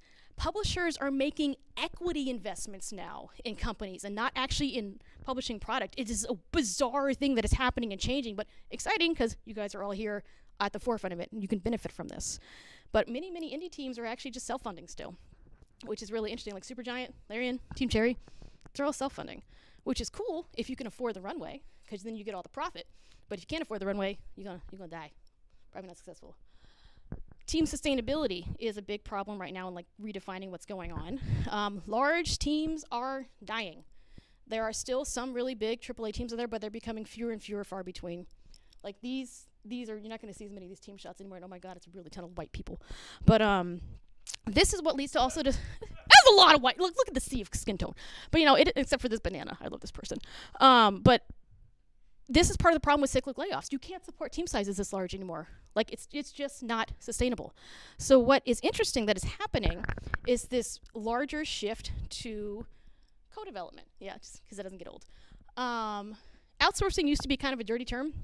Industry, it was like the quickest way to piss off the art directors. Like, I'm going to outsource your art to like China or the Philippines or to like Ukraine. You'd be like, screw you.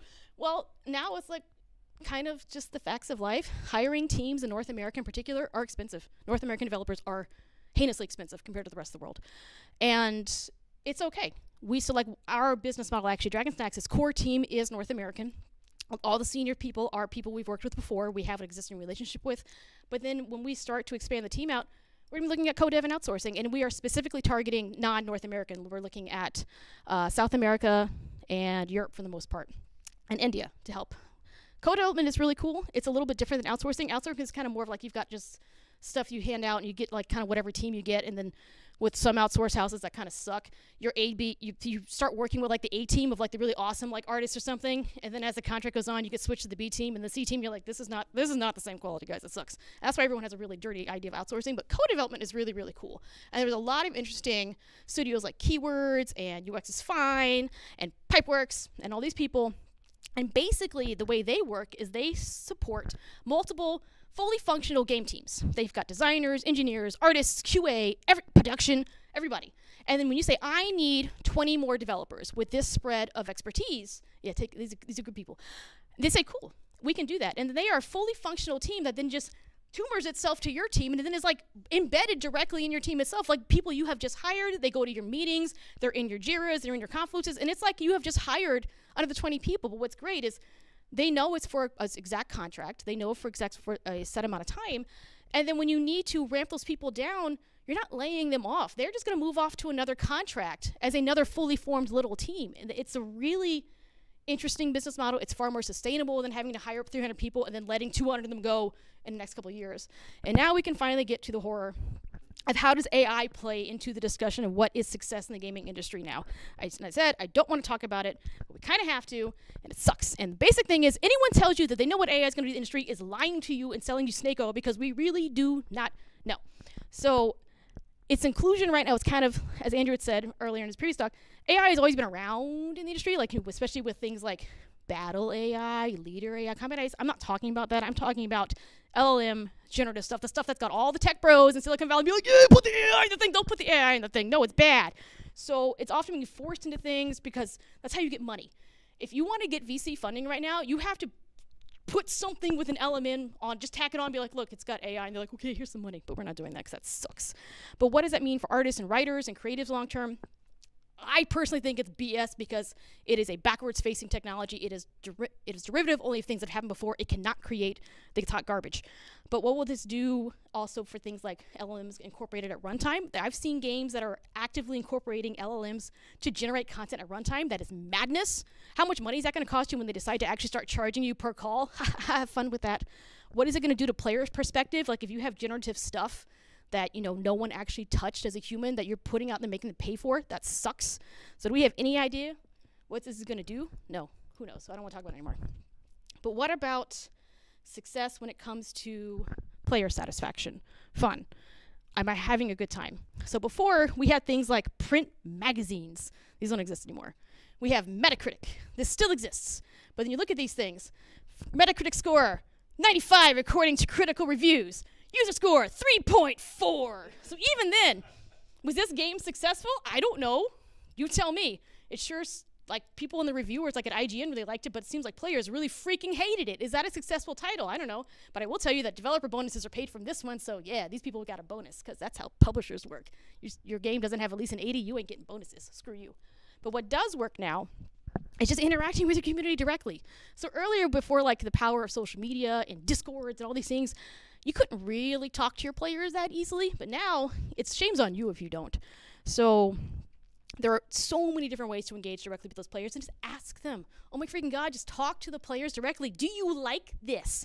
Can you play this? What were your thoughts? Involve influencers and streamers early on, but I don't mean just like, here's a key of my game, can you please go play it? That sucks. They don't want that at all. They want to be involved as part of the conversations. Like actually one of the things we're doing is looking to bring on some influencers as advisors to equity holding advisors to our company. Be like, you are part of this for the ride. You're going to be here. You're going to be looking at our game for a couple of hours every month, and we're going to be listening to you and making sure that whatever we are building is going to work for you and your entire fan base and your community. Because if it works for you, it's going to work for all these other communities too. Be a part of this conversation.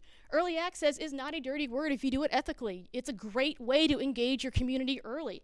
That's our Discord. So we are technically still in pre-prod. We put our game up on public playtest right now in our Discord. We've got a new one coming in a week and a half. You can sign up for it right now. And we talk to our players daily. Do that stuff. Success is now really driven by direct communication with your players, not from a freaking Metacritic score. So where are we going? And are we there yet? And I guess I also didn't mention that all this pretty art was made by our art director, because he's so good. Cool. And I promised, however, that we were talking about recipes in the description of the talk, so we're finally going to get there at the end. So what does it mean to be successful? Can we define this as like a formula? Let's look at this. Avocado toast. I'm Zenio. I've been accused that I can't buy things because I buy too much avocado toast. This is how things work. So here's a recipe for how to make avocado toast. We have exact 100 milliliters of milk. Why? I have no idea. Butter, 110 grams of pumpkin. That sounds disgusting. Sugar, gross. Cinnamon. What the fuck is this making? This probably was written by an AI, actually. So this recipe will make that very specific version of avocado toast. If you like pumpkin and cinnamon in your avocado toast, A, what's wrong with you? But B, you will probably like this. But if you don't, you'll hate that. That's not a recipe for success.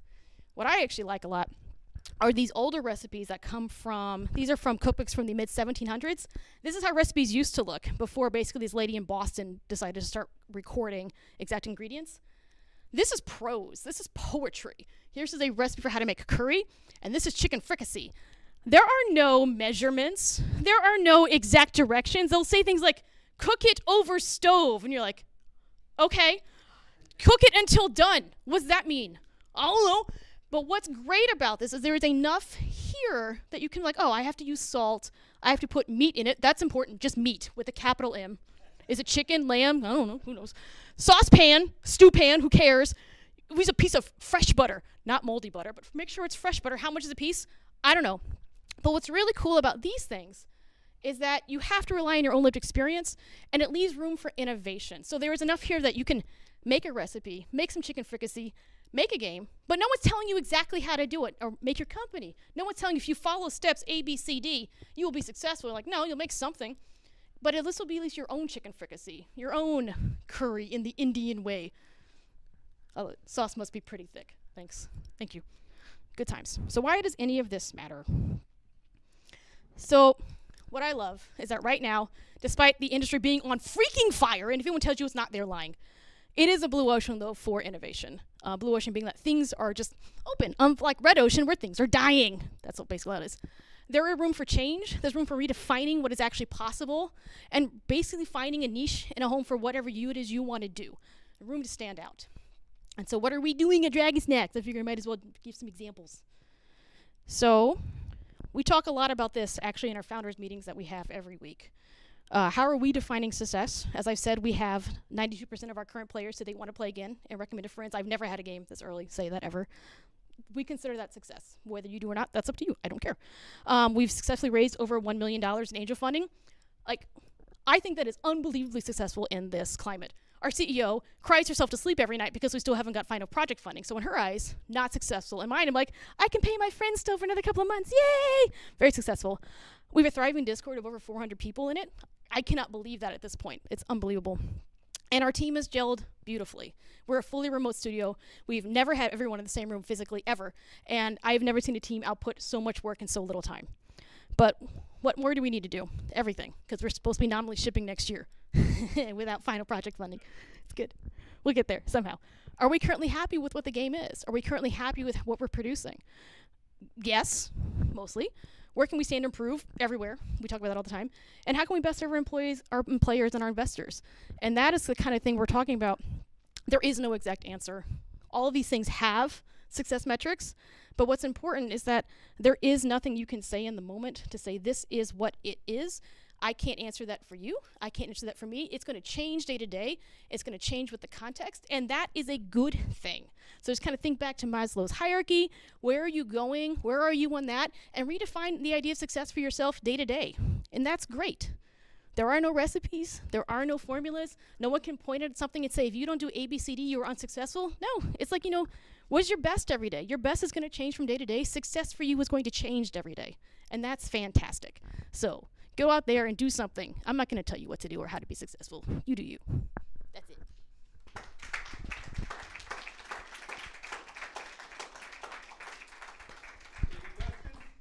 If there's time, I don't know. All right. So first question, with the possible collapse of Discord, It's not. how do you continue to define community success? Discord's not collapsing. Sorry. Even if Discord did, something else would rise from its ashes to take it over. People want to talk. People want to hang out and want a place to discuss. Before Discord, there was Reddit. Reddit's still going. There was Facebook. Facebook still exists for the boomers. It's fine. There's Yeah. Yeah, ICQ, people are going to find a place to talk. And yes, tools will change, software will change. You go meet your players where they are. Like, I had to get a Twitch account because that's where people are. I had to actually sign up for Instagram. Like, people are following me. I've never posted jack shit on Instagram, but that's where players are, so I had to go make an account to be like, oh, God. But yeah, so go to where your players are. So yes, in the inevitable, the Discord collapses, which it won't anytime soon. Yeah, just go meet them wherever they're hanging out. And also, different genres hang out in different places. So, like, a lot of your players are on Facebook. A lot of our strategy players are on Facebook, so we had to post on Facebook. My player base now, we're targeting Gen A, is not on Facebook, and that's fine. Other question. How much do you have to change in your process to be successful once you've had a failure? Is it enough to be successful? Can you repeat So what do you have to change in your process to be successful after a failure, to be successful, I believe is what you said. Successful. Actually, I think that's a great place for really true postmortems and introspections to happen. So postmortems are kind of the idea where once you've released something, and it could be still like internal, like you've just had like an internal play test, or you've just launched the game, or you've just launched a big DLC or a big update. Look back at the entire thing and don't be prideful. Don't be all like butthurt, but like, well, my idea didn't make it. But like, what went right? What went wrong? What can we stand to improve, and make action items from it? Like, and not all this kind of sucks. No one likes to look back at their failures and be like, man, I could have done that better. But done this at a lot of different companies where sometimes we've done it anonymously, sometimes we do it in a room, sometimes with little groups of people, big groups of people. But always, if you're being truthful with yourself, like, could I have done this better? Where did I fail? And it's really looking at where did I fail and why did I fail? And then just making one or two action items like, well, if I maybe tried this next time, that's enough. You don't have to be like, I sucked at A through Z. That's 26 different things. And oh my God, screw me. No, you know what? A and B. I'm going to try to make A and B better next time. And this is how. You want to actually just also have make sure you have that action item like, well, doing this didn't work. Let's try this next time. And then try it again. So that's like, where iteration comes in. It's okay to fail. Failure is like super important to the learning process. That's where everything changes, is through failure. But you actually have to have a decision for how you want to change, and then test that again. Did our decision for how we wanted to do things better work? Yes or no? Then look at it again through introspection. I don't know if that answered your question or not, but yeah, that's fail, and don't be scared of failing, and then just look back on what you did. Yeah.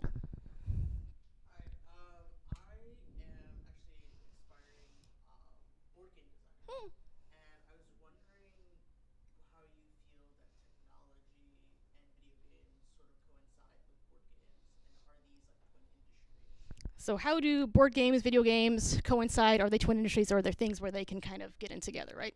Just repeating it here. So I actually, well, two things. From a designer standpoint, just talking about game design, I actually think they're very, very related. If you can design a good board game, you've got the skills and the chops to make a good video game. You'll see a lot of designers actually flip-flop between the two. Because if you know how to make good mechanics, you know how to make a sticky game, you can do it it's just a medium change at that point.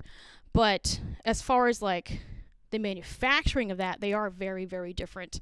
Board games are kind of struggling right now, at least in the United States, for various reasons, one of which is tariffs. It is expensive to make board game components because at some point you have to print physical component, and that often gets done in China or in Vietnam or Taiwan. Because it's really, really expensive to manufacture here in the States. There is a really good for-print publisher up in Wisconsin called the Game Crafter, and they're really worth looking into if you're looking to make your own stuff on a more kind of like one-off case. But if you're looking at a mass market thing, you're looking at outsourcing production facilities offshore. Now you've got tariffs to deal with. It's very expensive. You've got freight forwarding to deal with. You've got shipping costs, warehousing costs. All these physical-based needs, video games don't have to deal with anymore because we're all digital distribution. So in that regard, they are very much twin industries, and what affects one does not really affect the other. But if you're talking about from like can I make one and then take my skills to the other, absolutely. One of the best game designers I've ever hired at a previous company, he came from the physical card realm. He used to be the card designer for the Power Rangers TCG. And he was one of my best system designers in 4X strategy games I've ever hired. So yeah, the skills would transfer.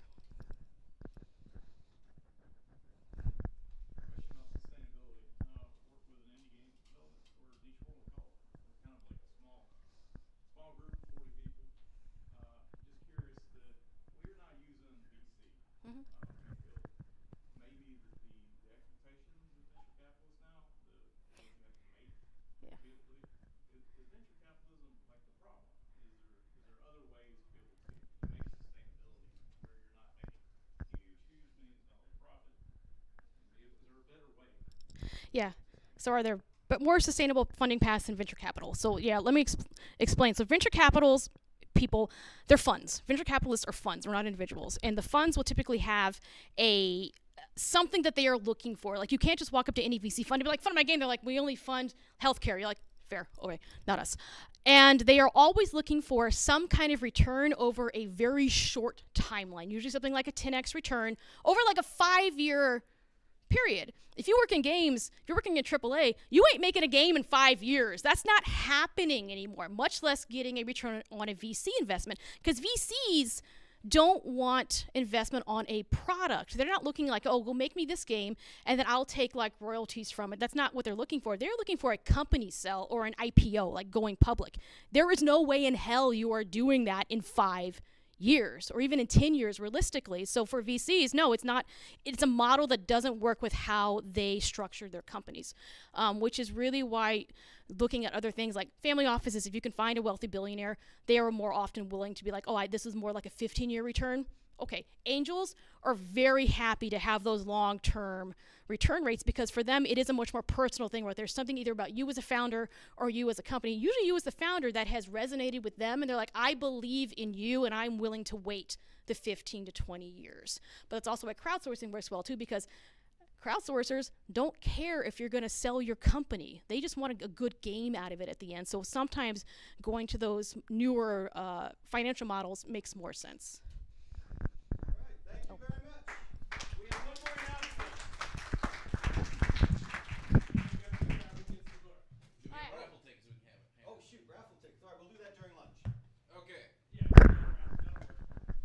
So quick announcements, guys, before we break for lunch.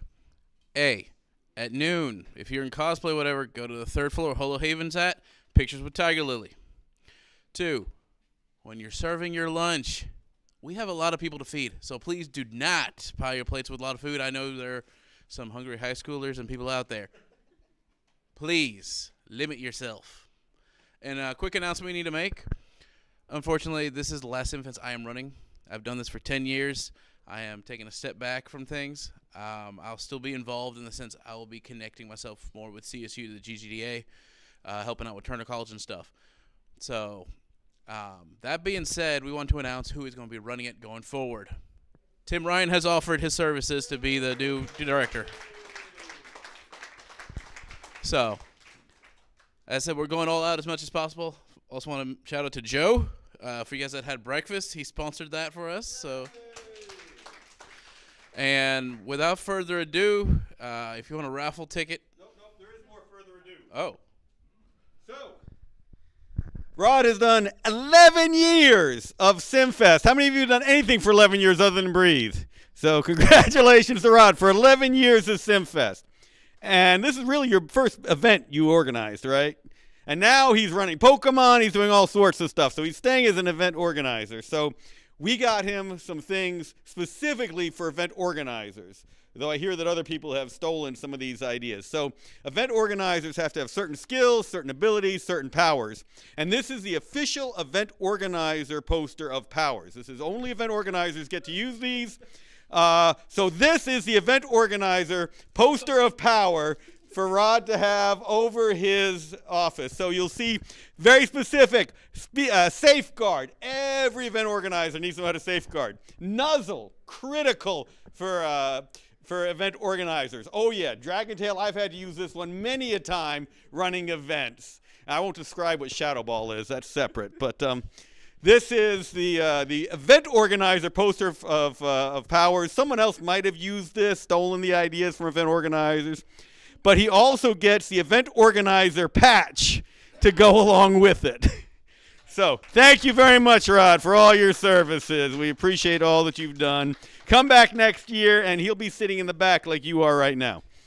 All right, go grab lunch. Was there anything else we need to do? All right, we'll figure out raffle tickets. I don't actually have tickets. We'll figure out something.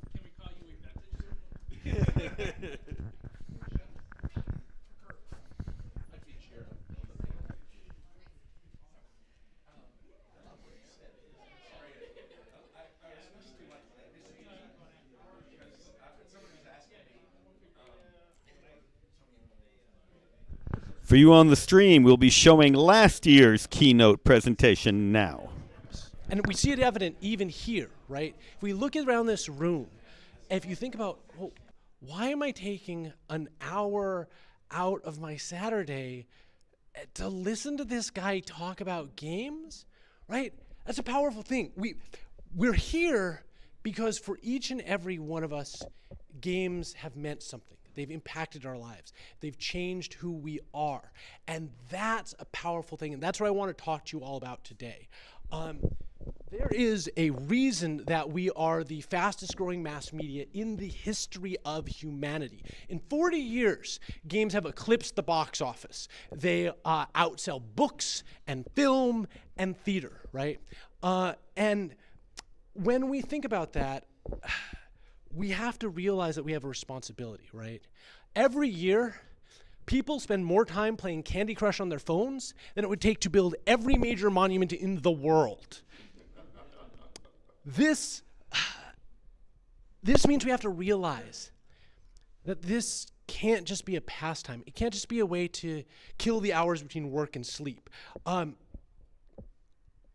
so as I went and started thinking about how to talk to you guys about the magic of games, about what it means to either be a player in the future or, maybe enter the industry or write about these things intellectually, being part of the media, I realized that, to be honest, I had a really hard time writing this talk.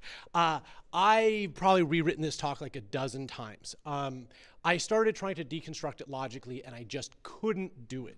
I tried to write it like I write an extra credits episode, and it wasn't there. So I'm going to do this the only way I know how to do it, which is to talk to you guys at first about my experience and why I'm here in this room, right? Because I've dedicated my life to games. I think there's probably a number of you in this room who would like to dedicate yours to it too. And why would we take this one walk we have through life and put it towards something that people often call trivial? Because it's not. But to do that, I had to think back. I had to ask myself, why am I here, right? Why did I come to Georgia on this weekend to have this conversation with you guys? And I realized the only way I could do it is to go back, because my earliest memory is a memory of a game. When I was very young, right, I was like 5 years old, and my first memory is traveling south through Seattle, the town I grew up in. Great town for games, right? You got Nintendo, you got ArenaNet, you got Valve, you got all these things. But I didn't know any of that at the time, right? I was 5 years old. And so we pull into the parking lot of this stadium that doesn't even exist anymore. And I'm 5, I'm super excited. I have no idea what we're doing, but I'm excited about it. And we walk up, and I remember these 2 sliding glass doors, and they open up, and we're hit by this cacophony of MIDI. And the reason is, it was the Nintendo of America's World's Fair. It was the first one they had ever done. And my mother had bought me a Nintendo for Christmas. She knew I liked these things, read about this World's Fair in the paper, thought it would be a lark, a good way to spend the day. And so we're going, and here I am, and I'm running from station to station to station, and my mom keeps going, hey, do you want to try this one? And I keep going, no, I got to see them all. But then as I get close to the back, I see this banner, and there's this banner with a sword and an axe crossed behind a crystal ball with a city in the center of it. And something in that image spoke to my 5-year-old self, right? And I was like, this one, I got to play this one. I don't know why to this day. And we were terrible at conventions at the time, right? You just set up 2 consoles, let people play as long as they wanted. But finally, after an hour, I get my hands on that great piece of plastic, and man, it's like nothing I've ever seen. And I'm so excited. And it takes me 45 minutes to beat Garland. Anybody who's played this game, that probably takes you 10 minutes now, but who knows if I knew how to equip weapons even. I was 5. But finally, I beat this first boss, and I'm really excited because I played video games before. I know what you do in video games. You rescue princesses. And I'd rescue the princess, so I'd beaten the game. So I was really excited to see how this game ends. And I walked back to the first castle. And I walk up to the king, and the king goes, thank you for rescuing our princess. We'll fix this bridge for you. I'm like, that's a weird way to end a game. But all right, I'll play along. And I step onto that bridge. And you know what happens?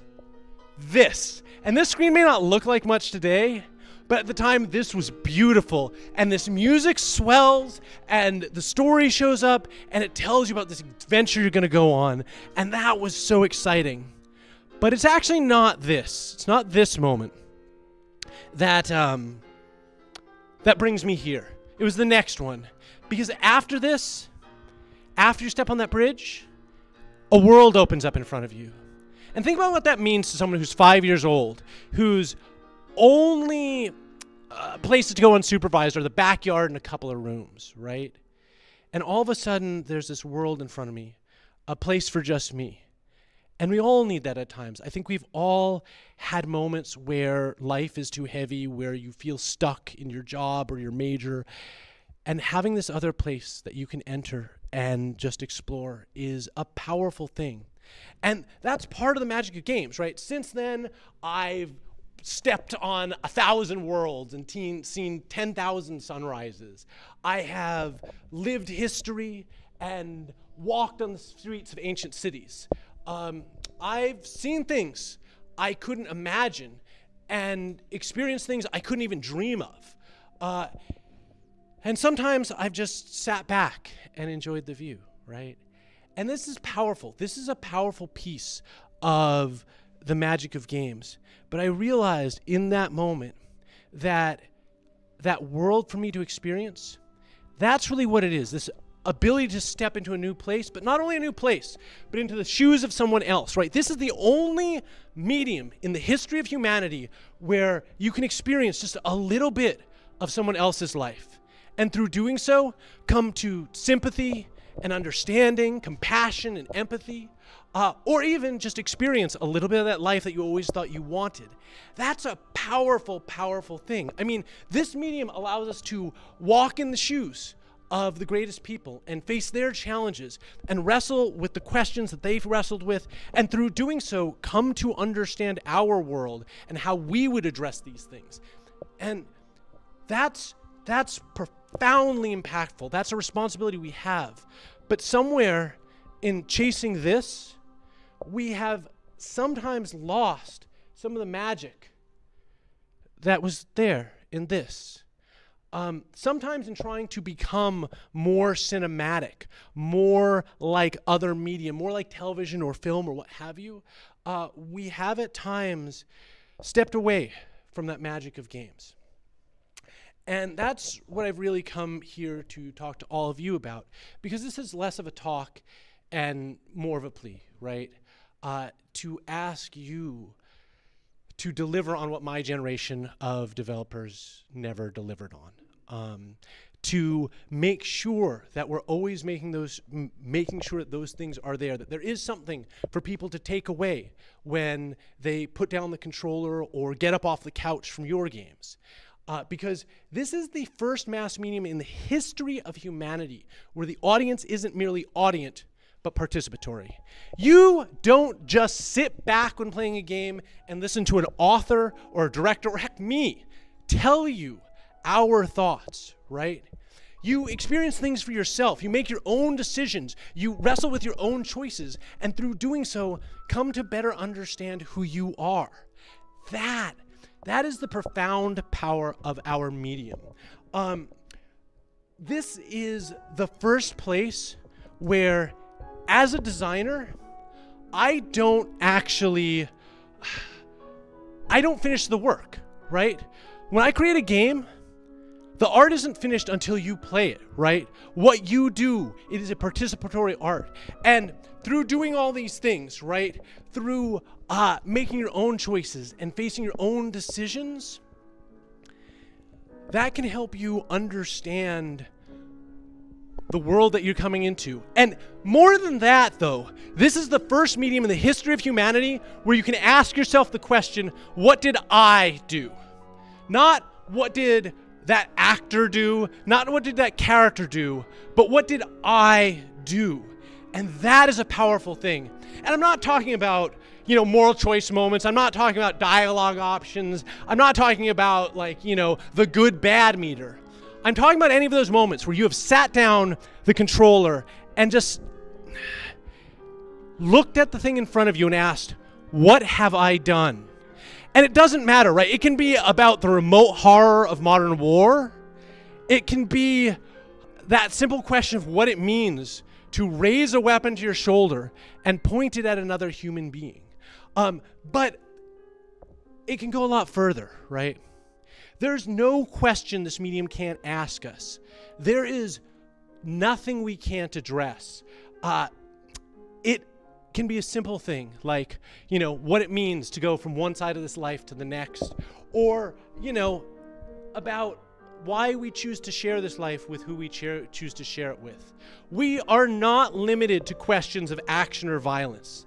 This was the major failing of my generation of designers and developers. We saw only those questions of violence and action, and there's so much more to explore out there. And I'm hoping that all of you will take the opportunity that you have right now to address some of the things we've never addressed. Because, you know, it doesn't matter if it's as big as the meaning of life or as simple as realizing, like, you don't have to give up.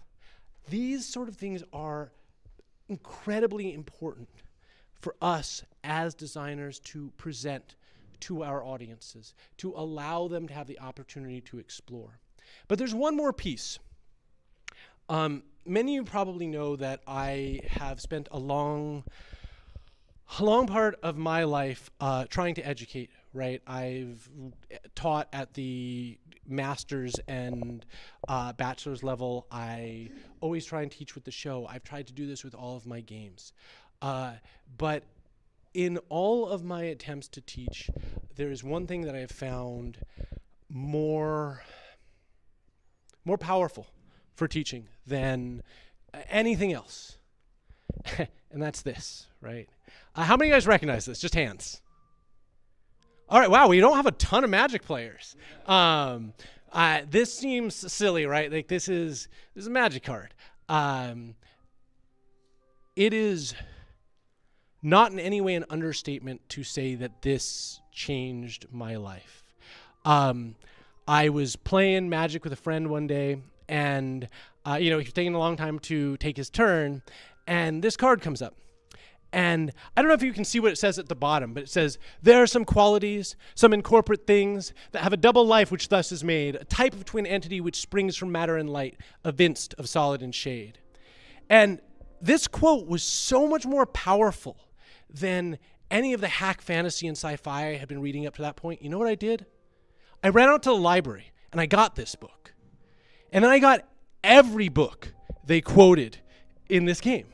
Not because anybody sat me down or said I had a test coming up. Nobody gave me homework on this. I did it because it was introduced to me in a context I cared about. And that is a powerful thing.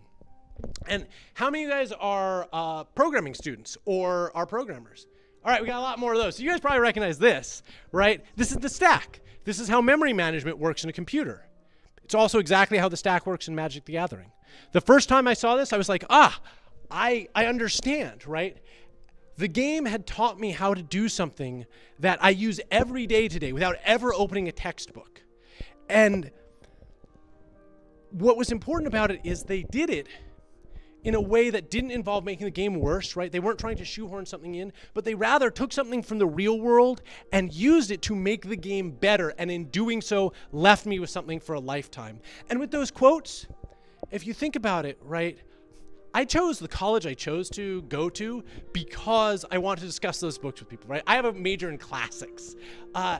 And it's all because some designer, rather than to making throwaway silly lines by goblins, decided that they were going to go out and put out actual quotes from real books on those cards, right? They took an hour out of their day after work, probably a lot of the times, to say, I'm going to do a little bit better. I'm going to leave you with something a little bit more. And that's what we have the responsibility to do as we engage millions and millions of people. Because today, there is a crisis of education in the United States. Many of you know this. Many of you are experiencing it right now and, in fact, going through it in your lives.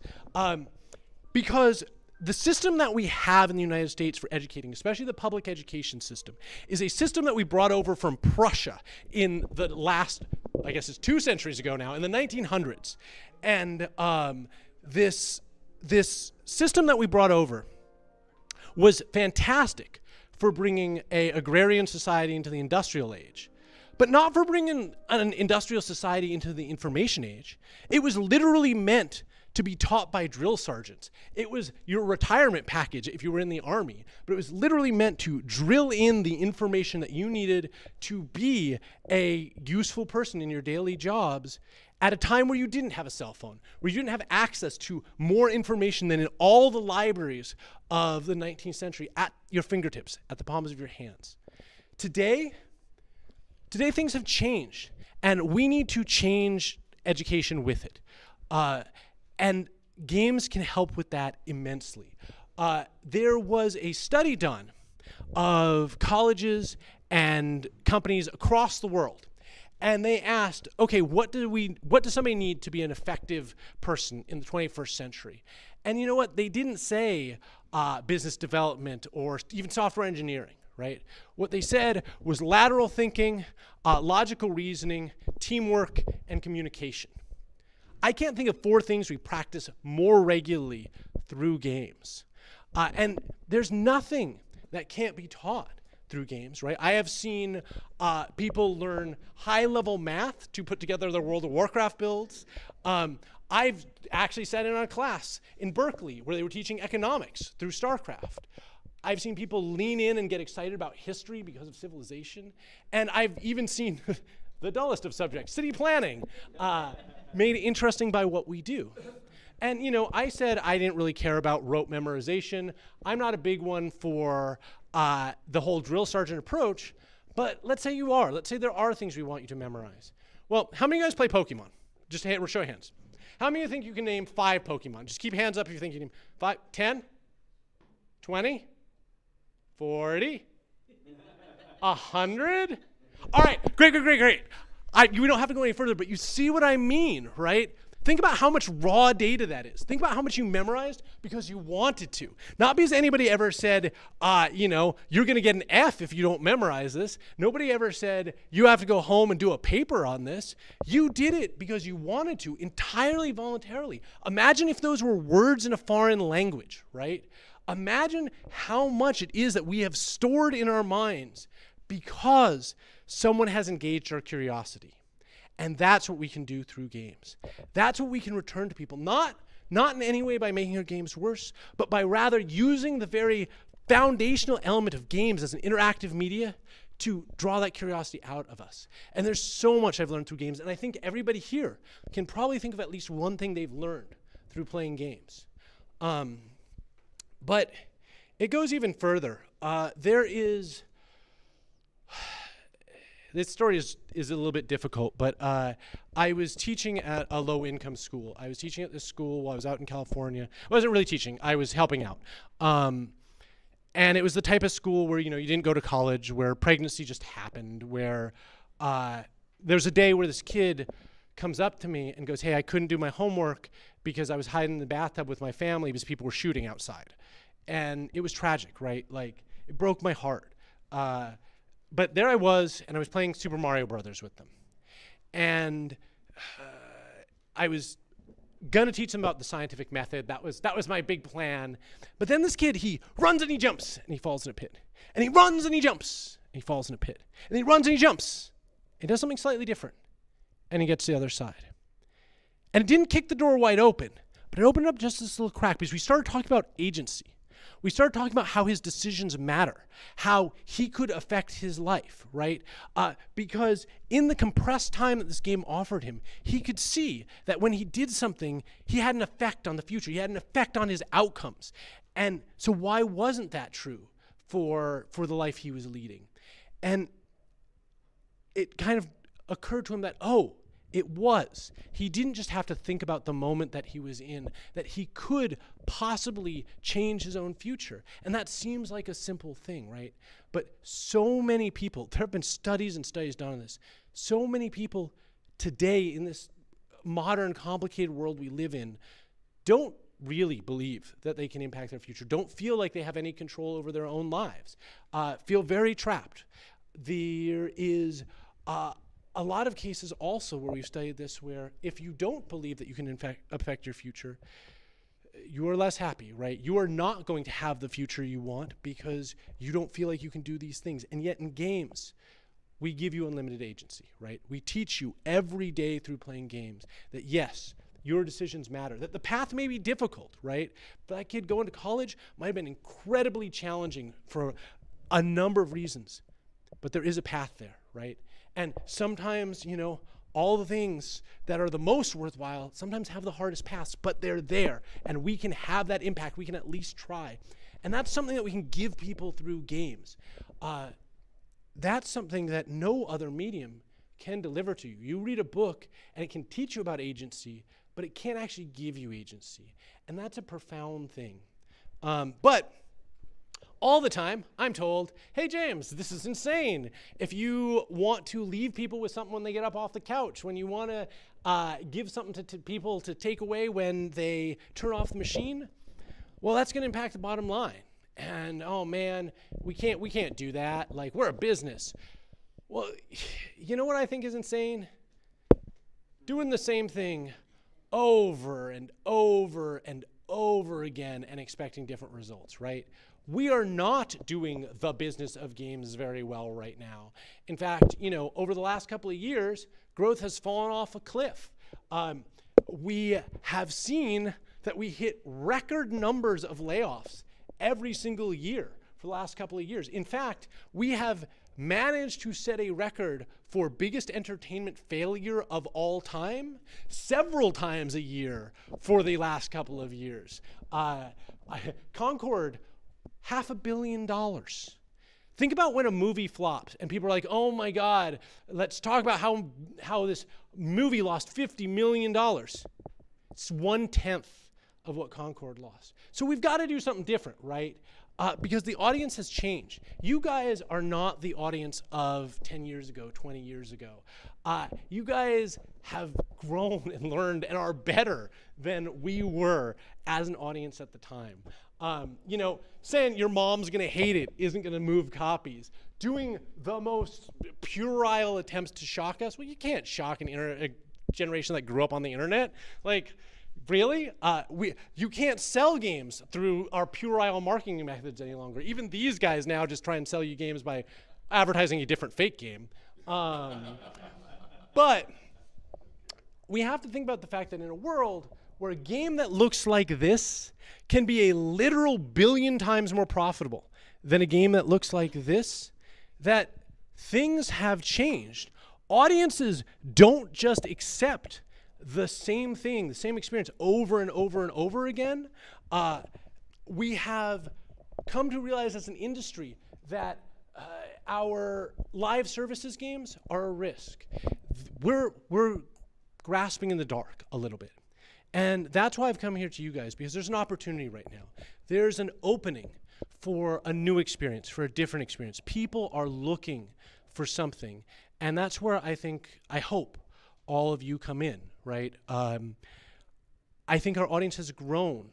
I remember when I was first making games, I was literally told several times in staff meetings that the only people who play games are boys 10 to 21, right? That's obviously, from looking around this room, not the audience anymore. So there's this opportunity for me to pass the buck, to beg you guys to do better than we did. And that's what I've come here to do today, to just ask you to remember that magic of games. As you're creating games, as you're playing games, as you're reviewing games, just always demand that magic. Don't settle for something that is just a way to kill your time. And when you're creating, focus on what is that little bit. Because when I talk about games, right, I've looked at how many hundreds of billions of hours people have spent on Call of Duty. Imagine if we can move 1% of the amount of time that humanity spends on games to still spending on games, but getting something back, learning something, understanding themselves better, understanding each other better, right? That is a profound thing.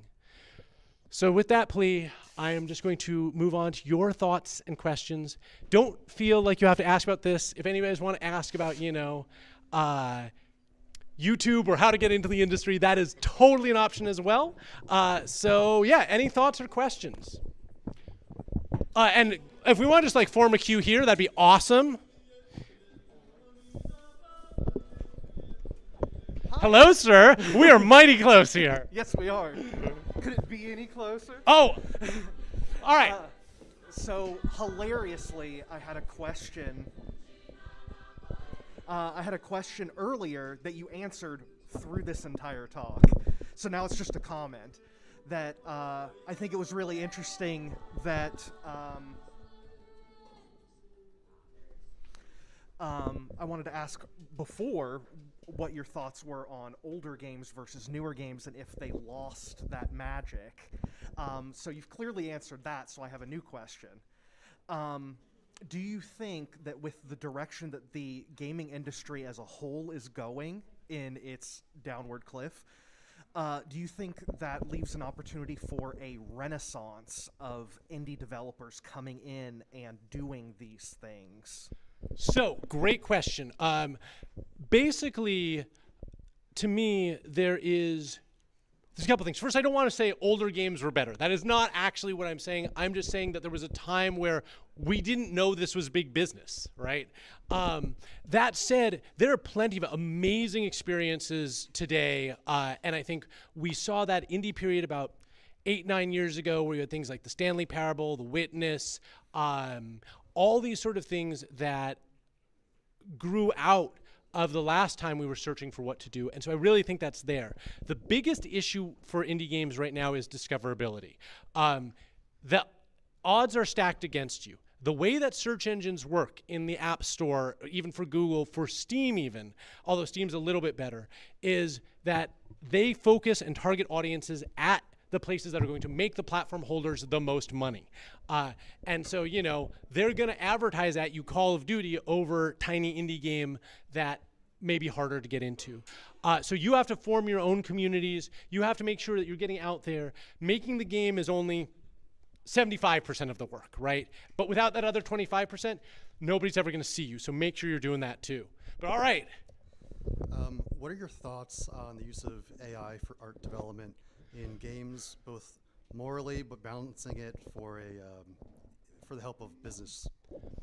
It's really tough. So I'm trying to pay artists, right? Like right now, literally, we had this conversation at my company, and I was like, no, we're going to hold out for as long as we can.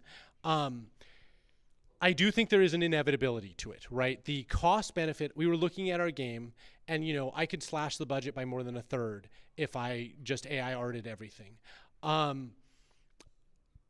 It is a very difficult decision, and especially for an indie developer, I won't say don't make your thing, because sometimes the savings in art is the difference between ever shipping it and not. That said, I think this is where we get back to, hey guys, do it better than we did. AI is a place that we need regulation. AI is a place that we need understanding. AI is a place where, you know, artists should be paid 1/100th of a cent every time the AI pulls from their art to make a thing. And then I'd actually be totally okay with it. I would genuinely be fine. But all that money going back to, you know, Midjourney or ChatGPT or whatever makes it a little rough for me. So on a moral level, until we get a better solution for artists, I do oppose it. On the other hand, I do think that there are great works that we would never see if someone had to pay for $200,000 worth of art to get into their game. I don't fault anybody who's an indie who is doing this. I do fault a little bit if you're EA or Activision doing it, but if you're an indie, I can't say don't do it. I think the hardest thing is to figure out how you do that and still maintain a style or an aesthetic for your game. Thank you.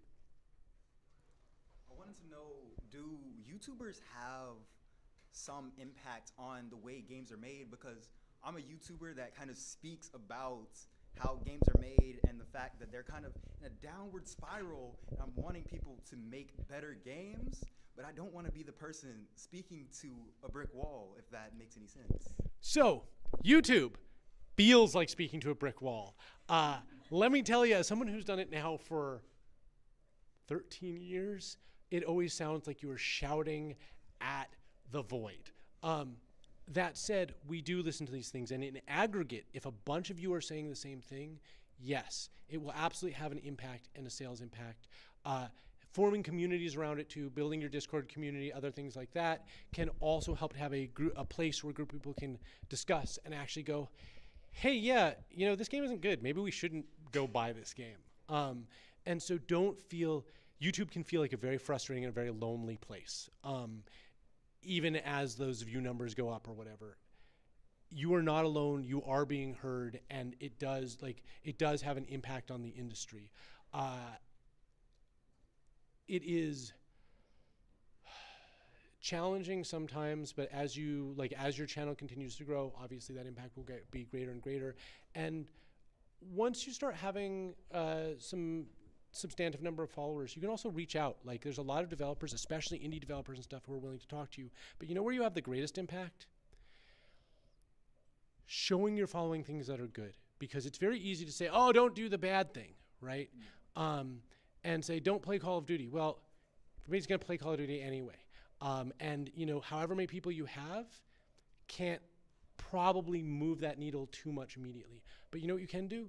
Say, here's an alternative. Play this thing that somebody in this room made, right? And then all of a sudden, that thing goes from having 2 people who have ever played it to 500 people who have ever played it. And that's huge for them. And that starts moving the needle on some of these like search algorithms and that sort of thing. So I would say, yes, it has an impact, but also make sure that you're promoting things that you think are good and not just saying all the things that we think are wrong right now. Awesome. Good on you for doing it. Oh. Okay. This is gonna be a mix of comments, and that's gonna conglomerate into one big question. All right. But I think part of what's making that disconnect, especially when you talk about lessons without education, is the lack of perspective seen from both the student side and the teacher side. And also, I'm gonna sidetrack here. I wanna shout out Anthony Obando, high school computer science teacher. He's great at this. I believe somebody just earned some extra credit. please. Okay.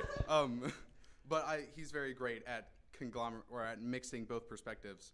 But I think a lot of it is that older people who are more in the game industry now, grew up with a lot more 8-bit games, things like Mario or kind of the older Pokemon stuff. I'm kind of lost, but they grew up with that, and then they didn't necessarily know how far it could go. Yeah. But now seeing that this rapid growth has happened over 20, 30 years, and growing up in an age where everything's digitalized, you know that things are going to get better, which I think loses the appreciation that is lost in seeing these larger-than-life games that an older generation might have had. And I just want to ask, do you think that, how big of an impact do you think that communication barrier is in both like a game-making perspective and making a quality game nowadays, and education and teaching without that? I mean, so on a game-making perspective, I do see a lot of people who are my age or older in senior leadership positions, right? And there can be at times, it's easy for a human being to become set in their ways.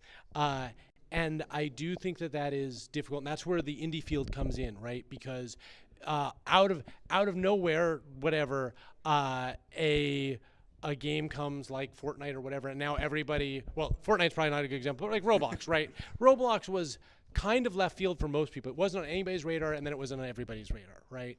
And I've seen this with a lot of indie games, and a lot of stuff that we draw from. The AAA industry does look back at what's being done and what's being successfully done at a level we can't experiment, right? In the AAA industry, when you're paying $500 million to make a game, a lot of the people at the top are going to go, we can only do the thing that we think works every time. We can only make this first-person shooter that's exactly like Call of Duty, because otherwise we can't risk $500 million.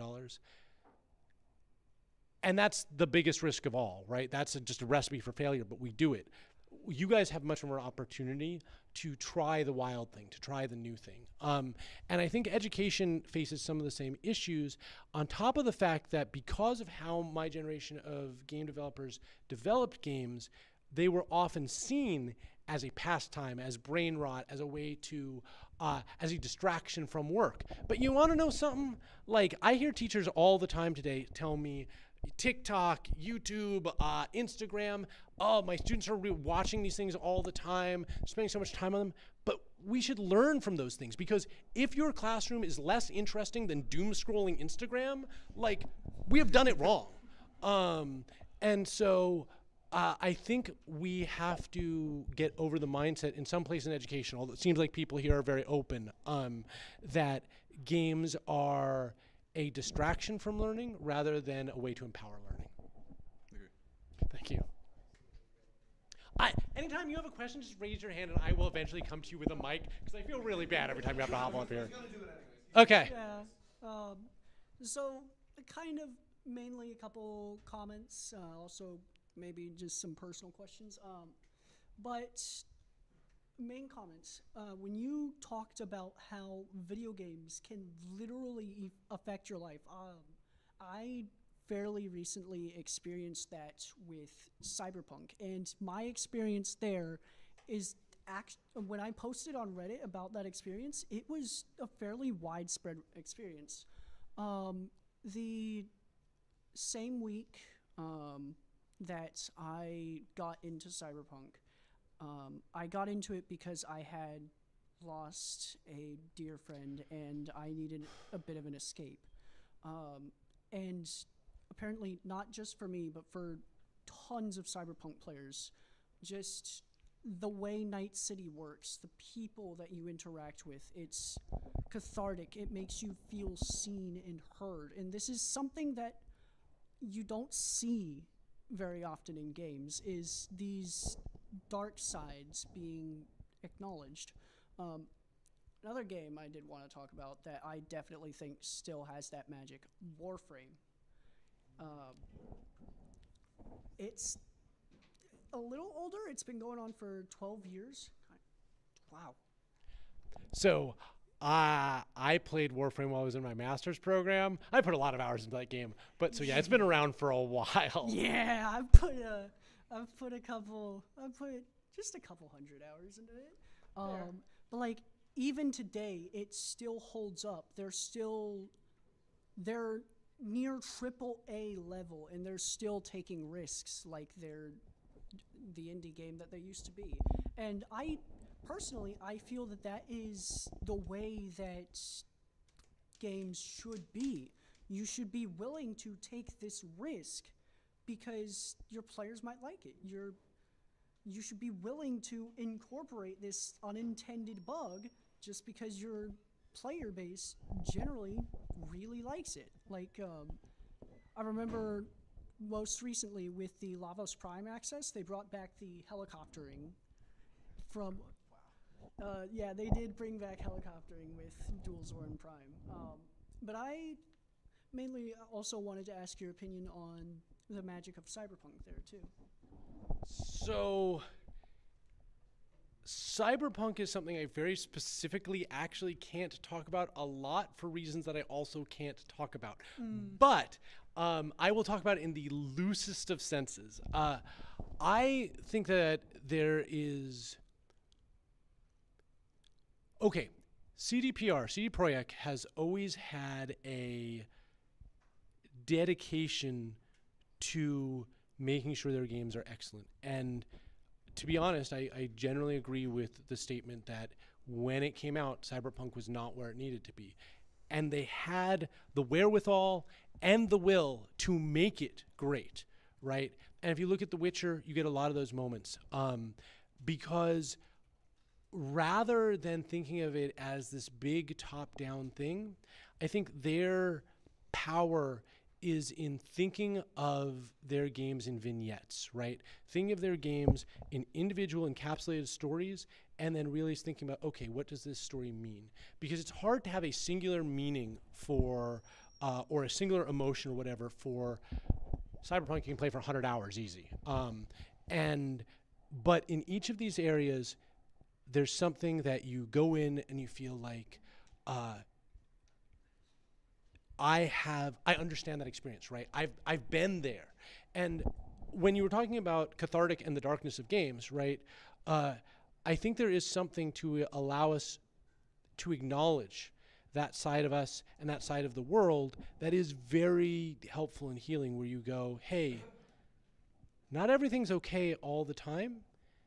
And that's really important, right? And where you go, hey, I'm not Superman all the time, which is also important. We have too many games. Like, I keep... COD is always on my mind, right? But like in COD, you are just a super soldier, and when you die, boom, you stand back up, right? And we don't go a lot further than that. But I think there is value in that profound exploration of humanity, because there's a lot that we want to do to empower our players in games. And it's true, you will move copies if you can successfully empower the player, but really what you want to do is engage the player. And empowering the player is one of the cheapest and easiest ways to do that. It's like putting explosions on a screen when you're making a movie, right? But it is by no means the only way. Did any of you guys play like Silent Hill, the Silent Hill series, back when they were okay? Oh, everybody who's old. All right, yes, we got one over in the corner. If anybody is ever interested, they just did a remake of 2. The thing that's really fascinating about Silent Hill is it was made engaging through disempowering the player, right? Its engagement is through horror, through making you afraid. Well, if you're super powerful, Superman's like not afraid of a ton of stuff, right? Somebody pulls a knife on Superman and he goes, whatever. This was a game where they realized that, and they realized to deliver on the horror, they had to show that disempowerment. So I think you bring up a good point that too many games are power fantasies, and I think Cyberpunk does a really good job of making you feel cool and elite or whatever, but not being a power fantasy. Right, like making you feel like you worked your way up to that. It lets you start from 0 and then become a legend. Become legend, become Night City legend. How much more time we got? Well, I mean, we got lunch next, so we can keep going. Until then, we got a question from YouTube. I'll jump Oh, in perfect. on. I was going to ask if any Twitch had any questions. Yep. So on YouTube, Hiccup Interactive asks, how do you approach becoming a better teacher as a gamer and designer? Think about the experience, right? Your classroom is a designed experience, just like any game. So think about the experience of your students. I was sitting in a classroom literally yesterday discussing the fact that the bell, they had this really, really obnoxious bell sound. They have this bell sound that is antagonistic to the students, that tells you, get out, move. It's not a chime. You guys all know. It's not a nice chime to tell you, hey, time for the next class. It is aggressive. And that makes for a worse learning environment, right? So think about all the ways that you can design your classroom in the same way that you would design a game. Great question. Let's get the next one here, and then if you got any more from Twitch, from chat, from YouTube, feel free to speak up, and those will be presented. Hey, so all right, train of thought really goes up. You've been standing there for a very long time, so. So, as a YouTube content creator, I'm just wondering if you've kind of observed any what with the rise of like short form content and stuff like that, and people often talk about people's memory span is really declining. I know you were talking about like the failures of your generation and how it's up to us and everyone going forward to kind of fix them. But I see the problem of, because I'm with a generation of, I grew up with games as my babysitter, right? Sure, yeah, I and understand. My nephew, he's an iPad kid, which is just even more concentrated, right? From age 2, right, yeah. Totally get it, keep going. Yeah, I can't believe you know what Skibbity Toilet is. Dude, I actually, for any of you guys who play collectible card games, in Vietnam, I got knockoff pirated Skibbity Toilet collectible card game. It was amazing. But anyway, continue. I think that was about, I was just wondering if you have any thoughts about that, or if YouTube kind of translates to what you think we could do in games that can kind of offset that maybe. So this is actually a huge challenge. You're absolutely right. On the one hand, I don't want to say that, you youngins are listening and learning things wrong. Like, this has always been the case, right? Plato talks about how, these newfangled books, people can't memorize a whole epic any longer because they have these books that they write things down in, and those things are bad. And then, Don Quixote is all about the fact that, fantasy novels will drive you insane. So we have this pervasive thing of, whatever the new medium is bad, right? We had it with games in a way that's less so now. On the other hand, I do think that there is a documented, real scientific shortening of attention spans that we have cultivated through not only like things like TikTok, but also, through games and other things. We want to give you a dopamine loop that is shorter and shorter and shorter. And because of that, people demand it, and if they don't get it, I've heard so many college professors say, kids can't read a whole book any longer. Right? And I don't think that's actually true, but it is it is difficult. And one of the things that we're doing with entertainment is we're making entertainment so engaging that why would you want to do these boring things? Why do you want to do? So I think the biggest thing that we can do is figure out how do you bring those forms into education? How do you bring those forms into, because if TikTok was all educational, but like in 10-second content, great, right? I think that through games, we can go the other way. Games have taught me patience, right? Like, how many of you guys play FromSoft games? Like Dark Souls, Demon's Souls, great. You know those games. Those games are not difficult. They're just a test of patience. And like, we can do this a lot where we can help train people to sit down for longer intervals and focus on something. How we move that to things like books, that's a big question. You know, once again, I'm going to go, hey, you know who can solve this? I'm hoping you. But you know, you're right. It's difficult. We have done this thing where we have destroyed our own attention span. I'm worried that we have gotten to a point where we're building technology so fast without considering what it's doing that we don't know how to counteract that, how to counterbalance that. And I think that is one of the numerous challenges that you guys face. But it's a really good question. Thank you. Awesome. Yes. So Urchins and Ink comments that in Menard comments that in Urchins and Ink giving constant feedback, that's what players did. Doing something right helps with their deduction and feeling of accomplishment. So how we give the players feedback. Well, and I think that's great for education, right? Like in education, we have this problem, right? You do a piece of math homework, right? And you hand it to your teacher, and then, oh my God, your teacher is overwhelmed because they've got 50 of these, and they get it back to you the next week. And maybe they have a problem circled on it. Nobody actually looks at that, right? You don't remember why you did what you did by that point. Whereas in games, you get feedback like this. I talked about that kid who ran and jumped and fell into the pit. How many seconds between he fell into the pit and when he got to try again, right? And we, as human beings, are trained to learn through failure, right? And the more we can close that loop, the more quickly we can give you feedback, especially in education, the more valuable it is. But yes, person with the awesome attire, come and ask your question. Oh, I first want to share that I've had a very similar experience to you when you were younger, but with me it was with Breath of the Wild, completing the Great Plateaus quests, and then suddenly you just see the whole of Hyrule, a world of limitless possibilities. It is yours to do what you wish. And this is completely unrelated, but the question I wanted to ask is, how do you get seen in the games industry when you're not some like AAA game studio or something? So how you get seen, it's actually funny. It's still a lot of just like pounding the ground. There's a lot of festivals and other things that you can submit your games to. Most of them are free to submit to. You should just submit to all of them.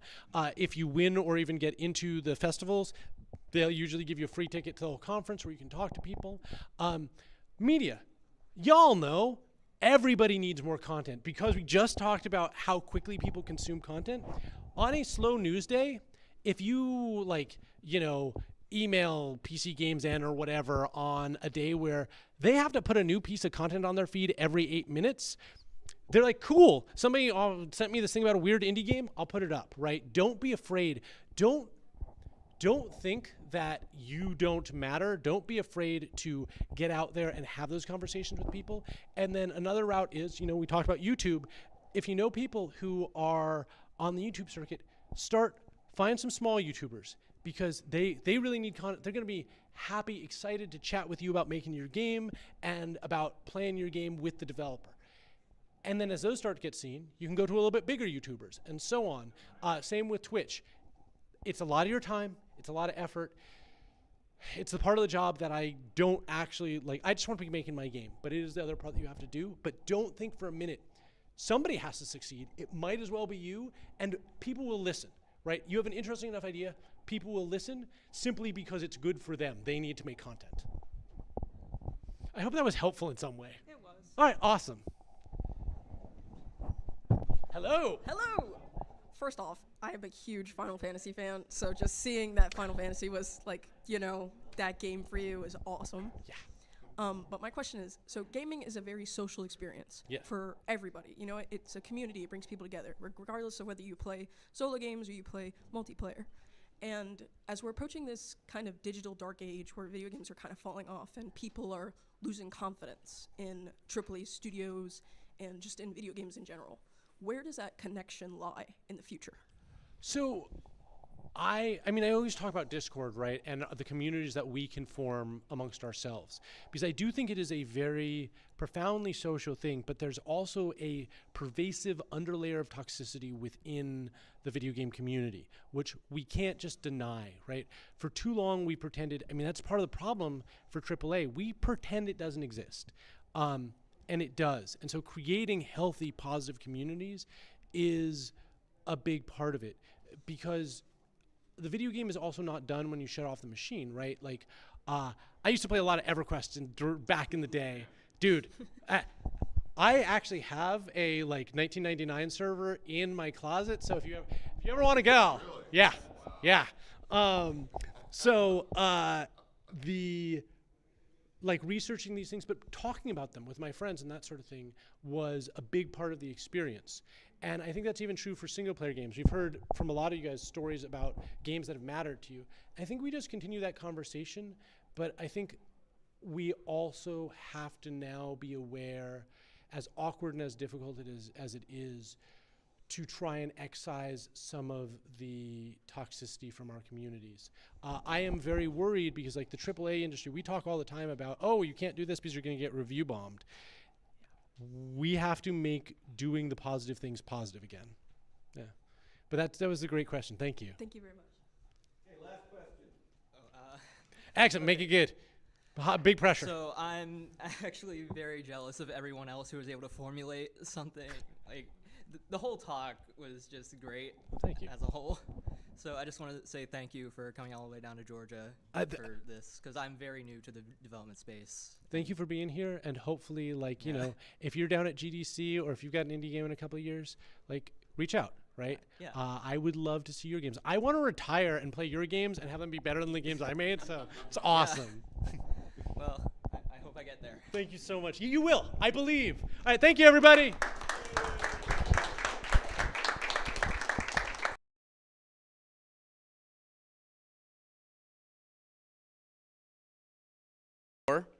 He brought some stuff from High Res.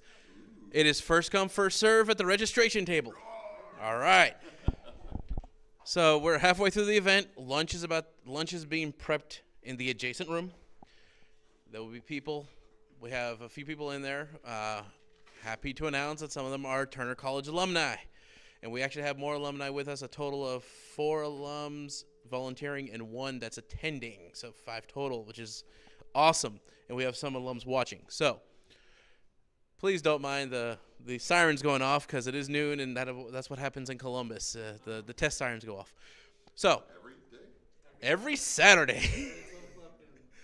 So your badge will be checked. You go through. You start with like 2 to 3 items. I know we have more than enough to give seconds and everything. However, we want to make sure everyone gets a round of food, and if you're still hungry, we'll make announcements for seconds. So, as said, this afternoon is loaded with talks and everything. So, hope you're all enjoying it. Go ahead and line up. Excellent. And for you on the stream, we're going to take a quick break and be back with some game dev interviews. So stay tuned, and we'll be back probably within 10-15 minutes at most.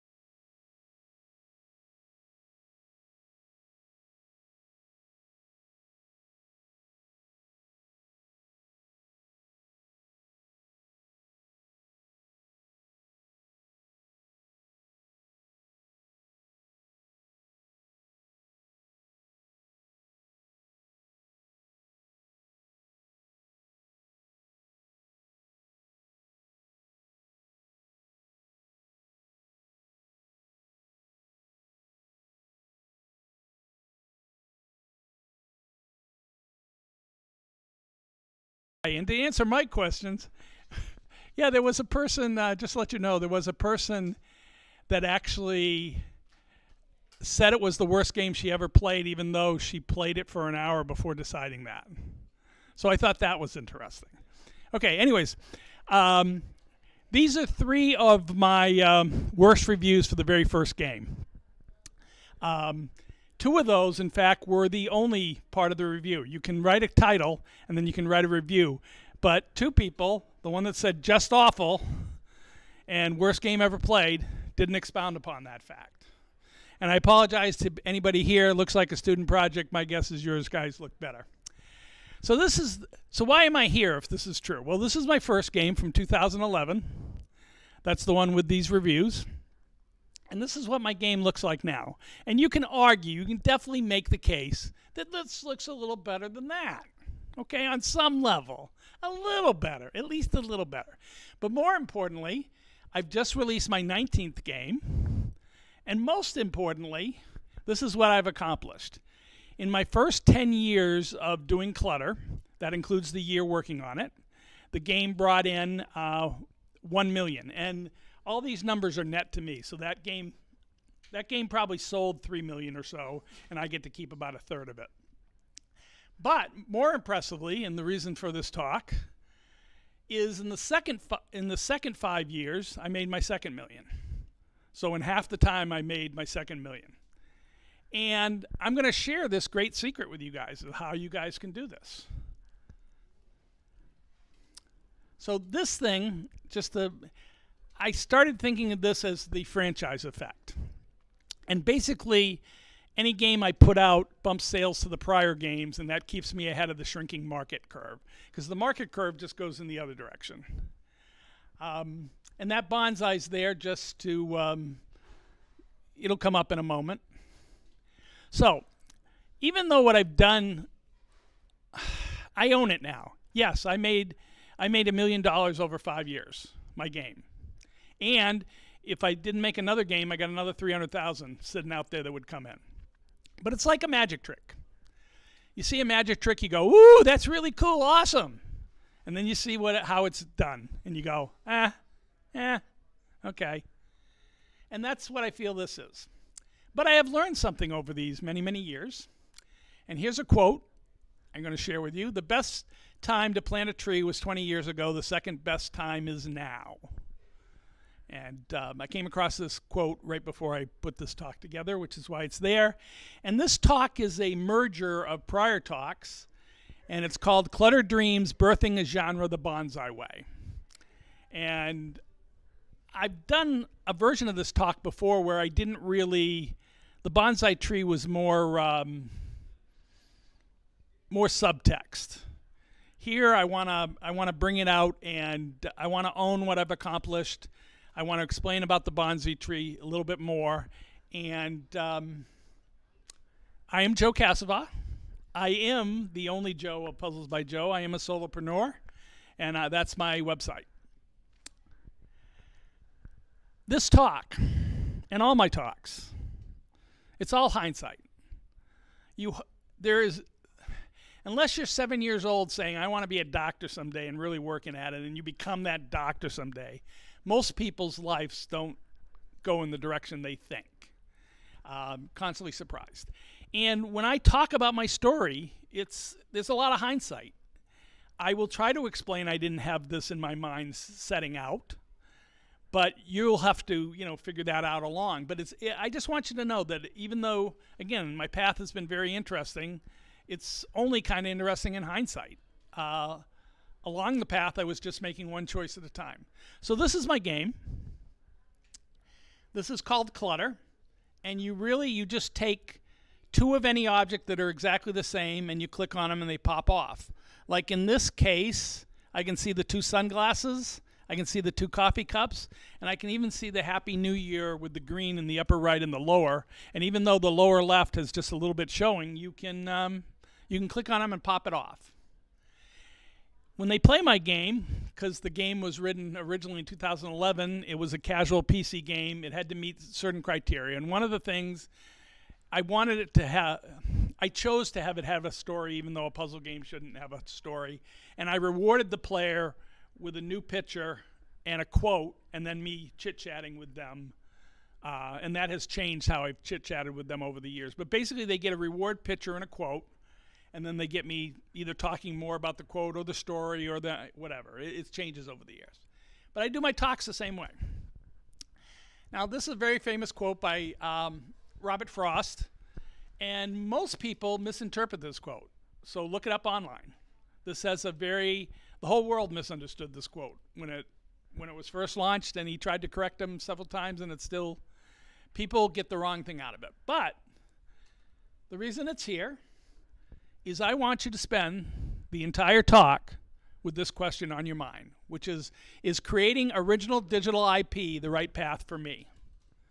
And this used to be becoming a solopreneur, but really solopreneur is one direction, but original digital IP is where my head's even more at nowadays if you want to figure out how to succeed in the long term. Anything important enough, I say twice. I'm not going to read you all the snippets. I'm not going to read you all the text that's up here. The slides at some point will possibly make it online. As a math guy my entire life, I've been programming since 2 years out of college. I wanted to get into game dev for a while. I finally got into side, and then I took the path of my own. And later on, I'll explain the difference between the entrepreneur, the creator of clutter, or the curator of clutter, and the solopreneur, because that's important. Okay.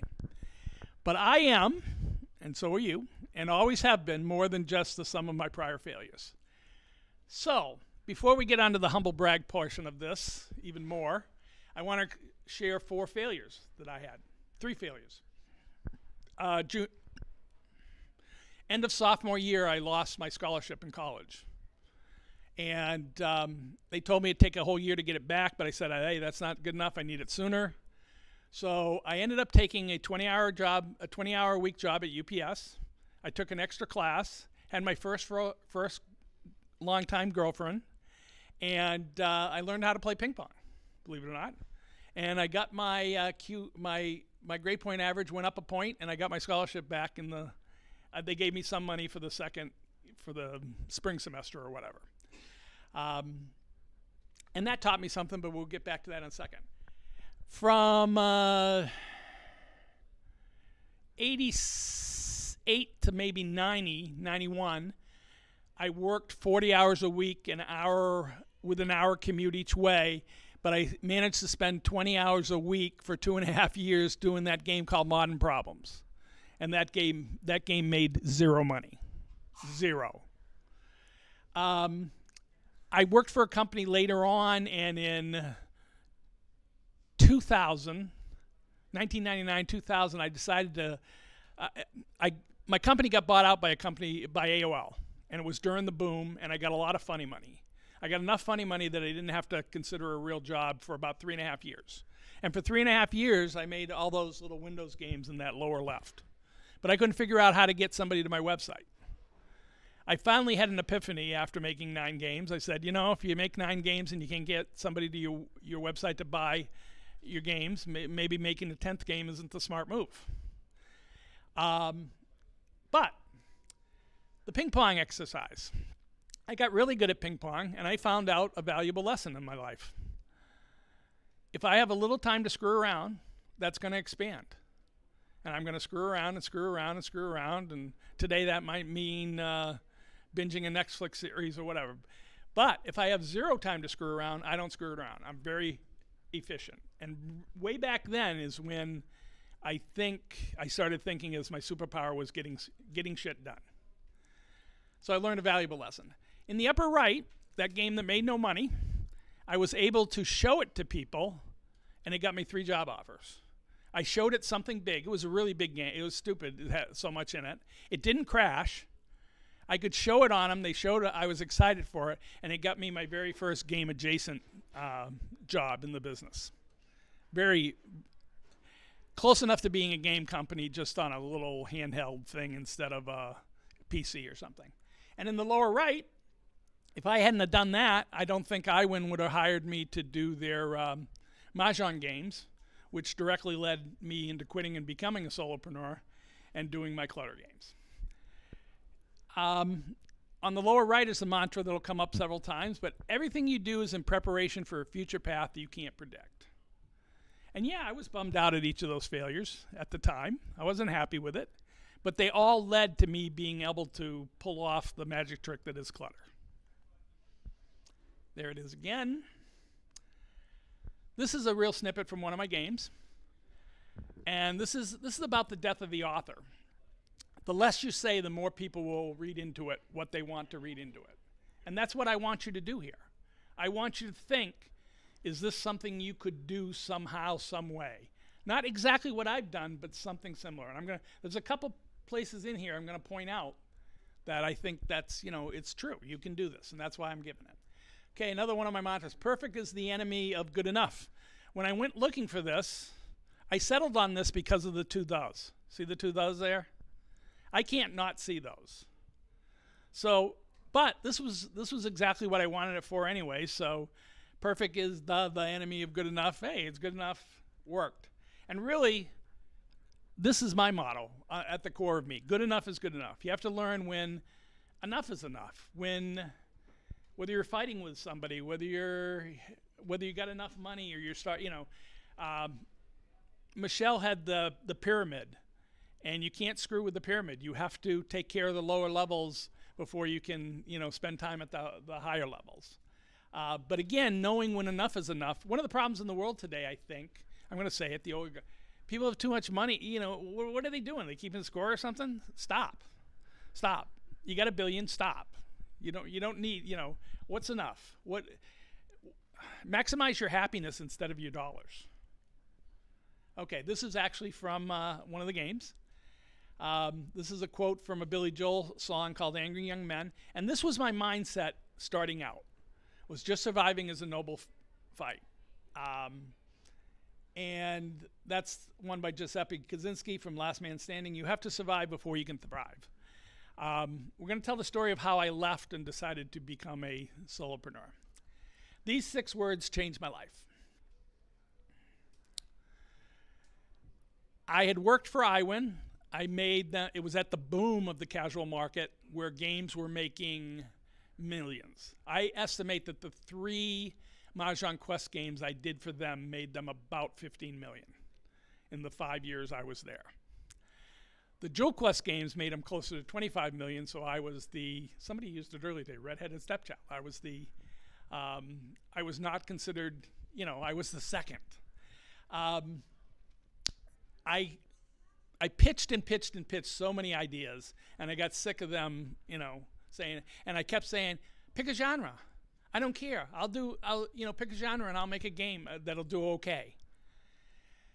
And we were traveling from New York to New Hampshire to see my parents. I grew up in New Hampshire, and my future wife, who knew about this, so I had a game half greenlit called Diamonds, and I was about halfway done when the market had tightened up enough. 2 other games they put out bombed, and they decided they weren't going to do any more in-house development. So my wife turned to me, and she said those 6 words: "Can you make the game yourself?" And what's really interesting is I actually remember I had not thought about it. I had not thought about doing it, which was it should have been something I thought about. But I immediately answered to her, not quite, but close enough. And then we started talking about these 2 socks. We talked about, I wanted to do a hidden object game, targeted to the hidden object game people without it being hidden object. And we talked about, she wanted pretty pictures. She wanted HGTV. She wanted a gorgeous room with gorgeous couches and fireplace. And I'm saying there's socks here. We're picking up laundry. We're doing that, kind of a thing. But it quickly became much more than this idea. So this is another slide from one of my games. My games over the year, I talk more and more about myself and game dev and life in general, etc. This is supposedly the very first complete sentence I had, and it's by Self Mummy, and it was not, hey, I did this by myself, give me praise. It was leave me alone. Leave me alone. I want to do it by myself. So I was born to be an entrepreneur even back then. So this is what a real hidden object game looks like. You have a list of words down the bottom. And there's a problem with this. Once you play the screen, you're done. I wanted a non-verbal version of this so you could play over and over and over again, and that's what I created with Clutter. So I always think in terms of, is the experiment worth doing? I had a friend once who talked about changing jobs and said you should not change jobs for 5% because it's not going to make a difference. You're comfortable there, whatever. If you want to make a big change like that, then it ought to be enough money to make you take the risk, kind of a thing. And I've always thought about that. And I always think about, what's the upside, what's the downside. So can I make the game myself? Yes. I immediately got iWin to let me use the tools. I've been working for 5 years to do the Mahjong Quest games. And all I had to do was give them right of first refusal, which I knew wouldn't be an issue. And I thought I knew the market well enough that either I would make over 100,000, which is good for a man-year of work, or less than 10,000, and then it would bomb. But man plans and God laughs, and this game right here proved me wrong. It made about 50,000 in the first 15 months, and that's not good. That was not good. That, it was not good for a man-year of time. But I thought I could do the sequel in half the time.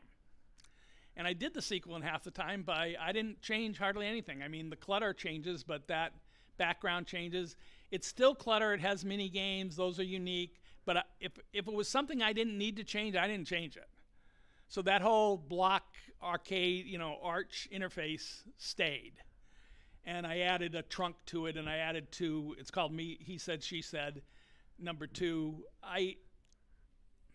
From the first clutter on, I started making whatever I was doing, the number of the game somehow related to the game itself.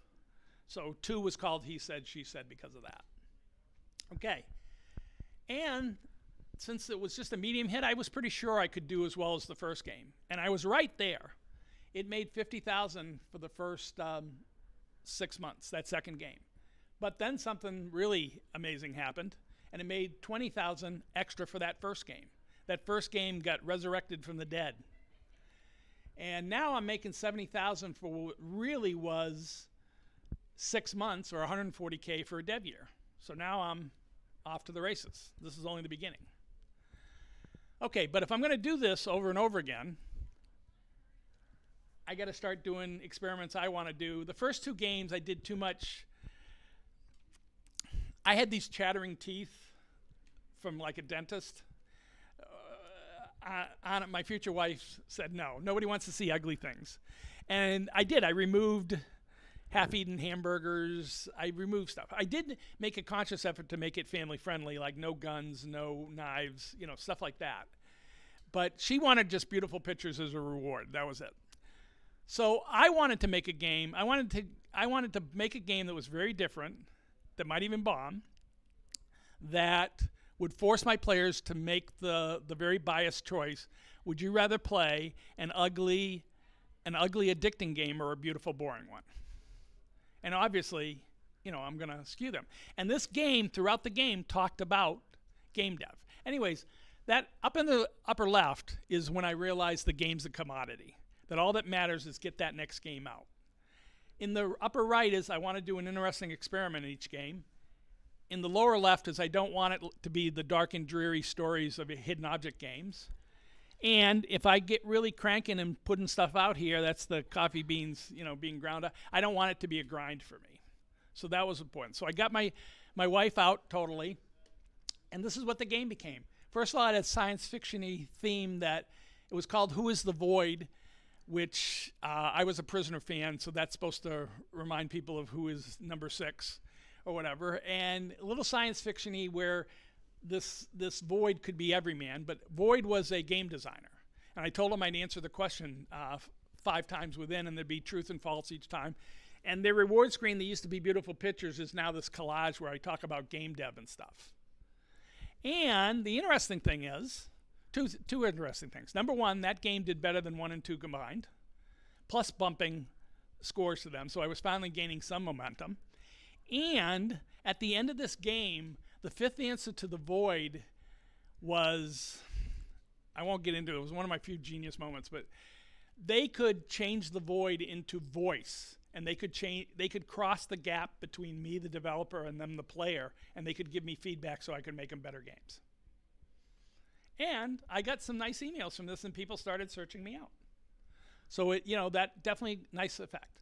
So for the next few games, I'm trying to get it out quicker, but I'm still learning things. So I did a game called Minigame Madness, and I found out nobody cares about the minigames except for me. I did Welcome to Clutterville. That was this really bouncy, almost like a ghost town, field, desert town. And it had a really jaunty thing. It had stupid things with that plane. That plane had advertising, eat at Joe's, shop at Anna's Clay House going by. Had a lot of stupid stuff in it. But it told the story of why am I doing Clutter 5 and will there be a Clutter 6? And I really wanted them to feel like this was the last Clutter game. And it did well. It did better than 3. It kicked ass. 4 didn't do as well, gave up on the minigames, said I'm not doing minigames anymore. 5 did so well, I ended up with 2 young ladies who had just graduated from college who we worked out the story and art again for 6, and it's the only one that did this. And it cost me about 12 grand over the time. And the publishers loved it. The marketing people loved it. It looked so much better than the Joe games, except my customers didn't like it. So it did about as well as 4, didn't even get close to 5. And the feedback I got was not enough Joe-ness. So for the next one, I went full meta. I said, I'm going to do this. I'm going to put everything in the game that people find annoying that I like. And those beads that say Clutter Infinity, they drop off. They go ting, ting, ting, ting, ting. That alone is annoying. It told the story, 62 levels. I was 62 at the time. It told the story of a snippet of my life, one a year, for how I became the guy who ended up becoming the guy who ended up creating the Clutter games. Totally meta, totally whatever. And it did well. Okay. So now I'm analyzing stuff, and this is up until the 8th game. The 7th one is the one I was just in. But what you can tell here is, so the blue is how the game did. The red is the bump I got in the same period, the first 6 months. And what it shows is whether the game's good or bad, the bump's about the same. So as long as I keep putting out a game every few months, and it's of a certain enough quality, I'm going to do okay. Because the bump's going to keep me alive through the ups and downs of each individual game. Okay. So this is where we are right now. I made my million after 10 years. But really, we're here because this is the decision I have to make as 7 goes out the door. And I've been putting off going to Unity for a couple years. Devs complained about it being, not good enough, or it had problems. And when it stopped having problems, I got lucky. I had hired several people to do little things for me, but most of their code drove me crazy. And I finally found a kid who I wanted to do pair programming with. And he got me over my learning curve. And this was how I viewed my decision. So my old system was like a VW bug. Very reliable, but couldn't do a lot of things. Couldn't even have a nested pop-up text box. You couldn't have a text box with another text box in it. You couldn't have a text box with objects on it. If you rotated it, they didn't rotate. It was very, very much old school. I am an old dog, don't like new tricks. But I finally met the right guy, and I took the leap of faith, and now I feel like I'm driving a Porsche. And that diamond in the middle is another thing happened at this point, is I knew this was my forever environment. I did not fix certain things under the old iWin VW bug environment because I knew I wouldn't be using them forever. I couldn't invest the time. But now I'm in something I'm going to use forever. So anything I do, I get the benefit of it from now until the end. Okay. So this is the last little missing piece, and then we're going to head towards the end here. So I have 3 jock brothers. I am the only non-jock of a jock family. I did play basketball and stuff, and I'm a social nerd because of them, but they were much more jockish than me. When I was even 7 or 8, I thought to myself often, and said it out loud a couple times, and probably at least once got beat up because of it, is I would look at them and go, you can swim in my pool someday, when they were being too annoying. Because I knew sports, being good at sport, isn't going to get them much after high school. And I was already preparing for my future. And the way I prepared for my future is this thing I cooked up about 10 years ago. But I realized I've been doing it since, I was 7 years old.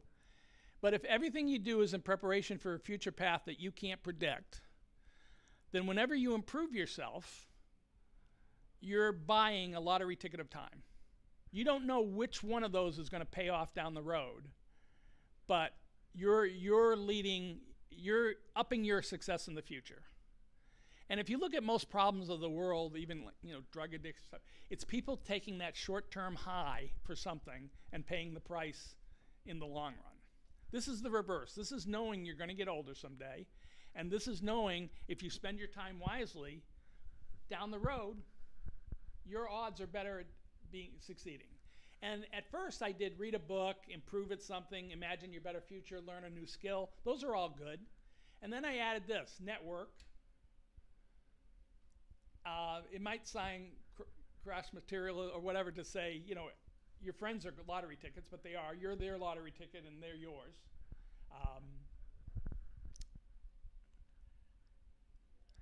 Anytime you create anything, poem, piece of art, song, whatever, anytime you use that, I say that you're buying a lottery ticket. It doesn't have to be that you studied a book and tried something, doing something yourself new also. Also getting to know yourself. As you get older, one of the things that happens is you care less and less of what your peers think. And successful people become more and more their real selves or whatever, authentic selves, whatever you want to call it. And they learn what energizes them and what doesn't, and what wipes them out or not. Whether you're a introvert or an extrovert, or it doesn't matter. As you get older, you can learn. You learn your own hacks, basically, of what really gets you motivated. Me, I can, one of the things I know about myself is if I can't work on one thing, I can work on something else. And luckily, being a solopreneur with my game, there's many, many things I can work on at any time. So if I get up someday and for some reason I don't want to code, I don't have to. I can go do something else that, turns it off. Okay. So this is what the Unity environment looks like. And I went to VS Code at the same time. Prior to that, I was doing this. That was my environment. It was a bash script or a bash shell, and I did everything command line, even running the compiler and stuff. And I used VI, which wasn't even color-coded, okay?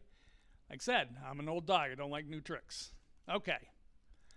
So over the years, I've thought about how special is clutter? Was it a genius idea, or was it just hard work?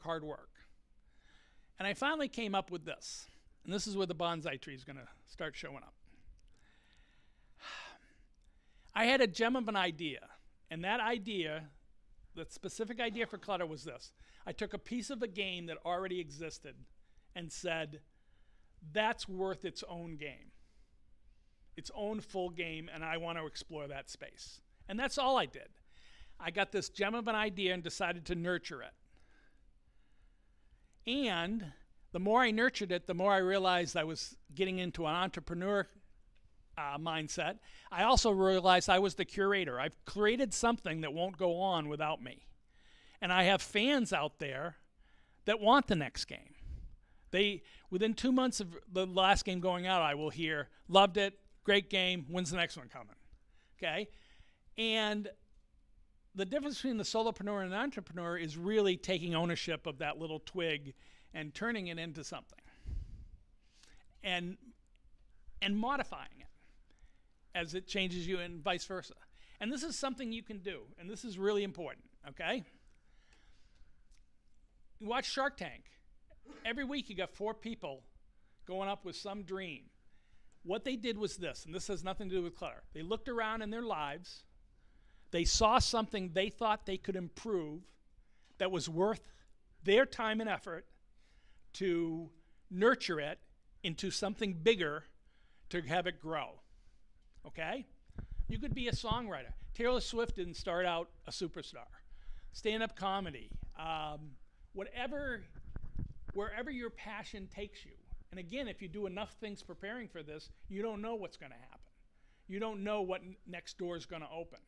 For me, I've been playing games my entire life. I hate games you can't replay, and that was my main purpose of when I wanted to do Clara.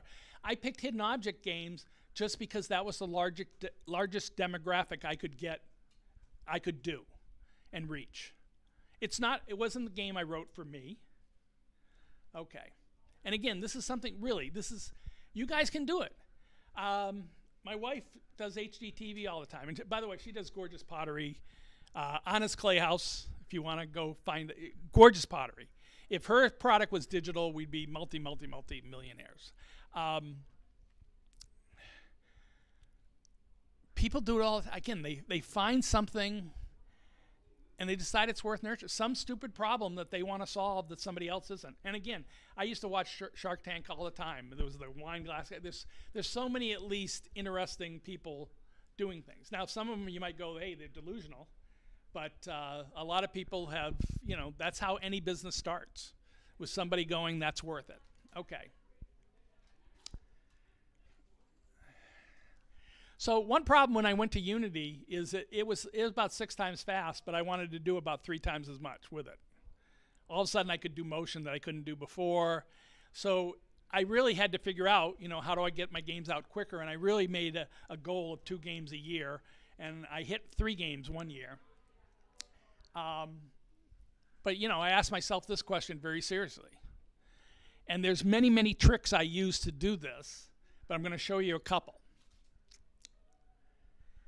First of all, you're in this mix. Anything you're doing that's a grind, you got to figure out how to get rid of it. You got to either delegate it and let somebody else do it, because if it's a grind, it's going to wear you down over time. The first thing I did to Unity was make this thing where that top menu bar is in all my games and they all talk to it. And that means that none of these games within have to care about next game, previous game, high score. They don't have to care about any of that. They can just be the gameplay. And if I ever make an improvement in the outside, everybody gets it for free. And that's pretty much what I did the very first year I was doing it. This is a simple idea. This is my INI files for how levels are created. And this is just a nightmare. And I got an idea, it was just a couple years ago, but it's one of those ideas you immediately want to smack yourself in the head and go, why didn't you get it sooner? Because all I did was add a semicolon and less than a half an hour coding, and now I can look at this, and I can look at much more at once. I also added this where there's rows and columns, and now you can take 10 different object sets and 10 different types of puzzles, and they weave and become 100 puzzles instead of just the 10 you did. That's part of how I got to it. So I also got to learn my tools. In each game I have 100 pictures. In the next game I make 900 discs from those 100 pictures. This used to be a real grind that took me maybe 3 days finally, 2 to 3 days to do. Just a pain. But I finally said I got to learn batch. I still use Paint Shop Pro, why, old dog. And I got this down to being less than an hour and really just me doing mail, 5 minutes hitting a button, 10 minutes later hitting another button, kind of a thing. But that's the fastest I got it down to. Okay. To get more game out easily, you want to code less and you want to find more content. And all that matters is, does it feel different? Does that level, when you play it, feel different from this one? And all I can tell you is it does. These are all circular objects, food related. Go backwards there. Completely different feel. This, completely different feel, and those are rotating. Two of the concentric circles are rotating one way, the other one's running the other way. Different feel. What's the goal? You still got to find 2 donuts that look exactly the same. Okay. I love the donuts. I love the donuts so much I did this. And I think I might have fought for this back in the day, but whenever I get any idea and I hear in the back of my head some producer or a boss say to me, no, that's too stupid, Joe, you can't do that in the game, I know it's going in the game. And this is one of my favorites because it really just shows why they're a great object set. You want some that are just totally different from each other, and then you want others you have to look at more than twice to tell them apart. There's some dice. Love those object sets. Animal heads, smileys. That's the very first in Clutter 1000, the first Unity game where I went to non-picture objects. And my players learned to, they had a love-hate. I heard from a lot of players that hated it, but they also, a lot that said they learned to love it. I have so many object sets now, I now have an object set that's just icons of other object sets, which I just love because it's so meta.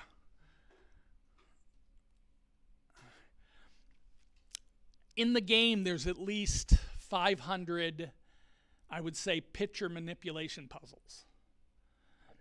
So every game, it's 100 new pictures, but I don't touch the code that runs the 500 ways to play these as picture puzzles, right? It's so I got 500, extra puzzles in my count. Here's one that works on any paragraph. I put 200 of these in each game because there's players that like them. There's some people that only buy the Clutter games for these games. These are called box quotes. But again, content driven, and that's my point. This is the main menu for Clutter 17. This is the main menu for Clutter 18. I no longer care about making main menu changes that aren't really different, right? Why waste time? I want to put out more game. This has been in the last 4 or 5 games now.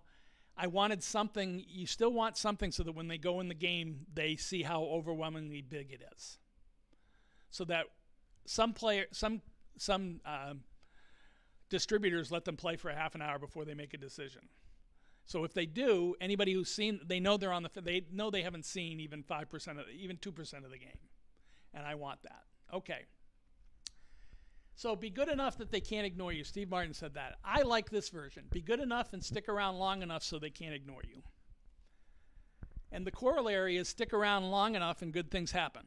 So a few years ago, 5 or 6, I tried to get Big Fish to let me be a collector's edition, which means you get to charge twice as much. And they said no. A couple years go by, they come to me and say, please make a collector's edition. It's its own genre now. It's considered its own genre. I consider it a subgenre. Other people say, no, it's a full genre. There are clutter-like games now out there, even if they don't know they're clutter-like. But there's many, many imitators. They changed the categories on Big Fish because of my game. They made a distinction now between what they call hidden object puzzle adventure versus pure hidden object games like mine. And I do really well in this, and the story-based stuff does, well in the other categories. I'm in bundles. I'm on the front page of many of the distributors all the time. And 8 months ago, a guy left one of my distributors and went to work for a company called Arcadium. And they do web-based games.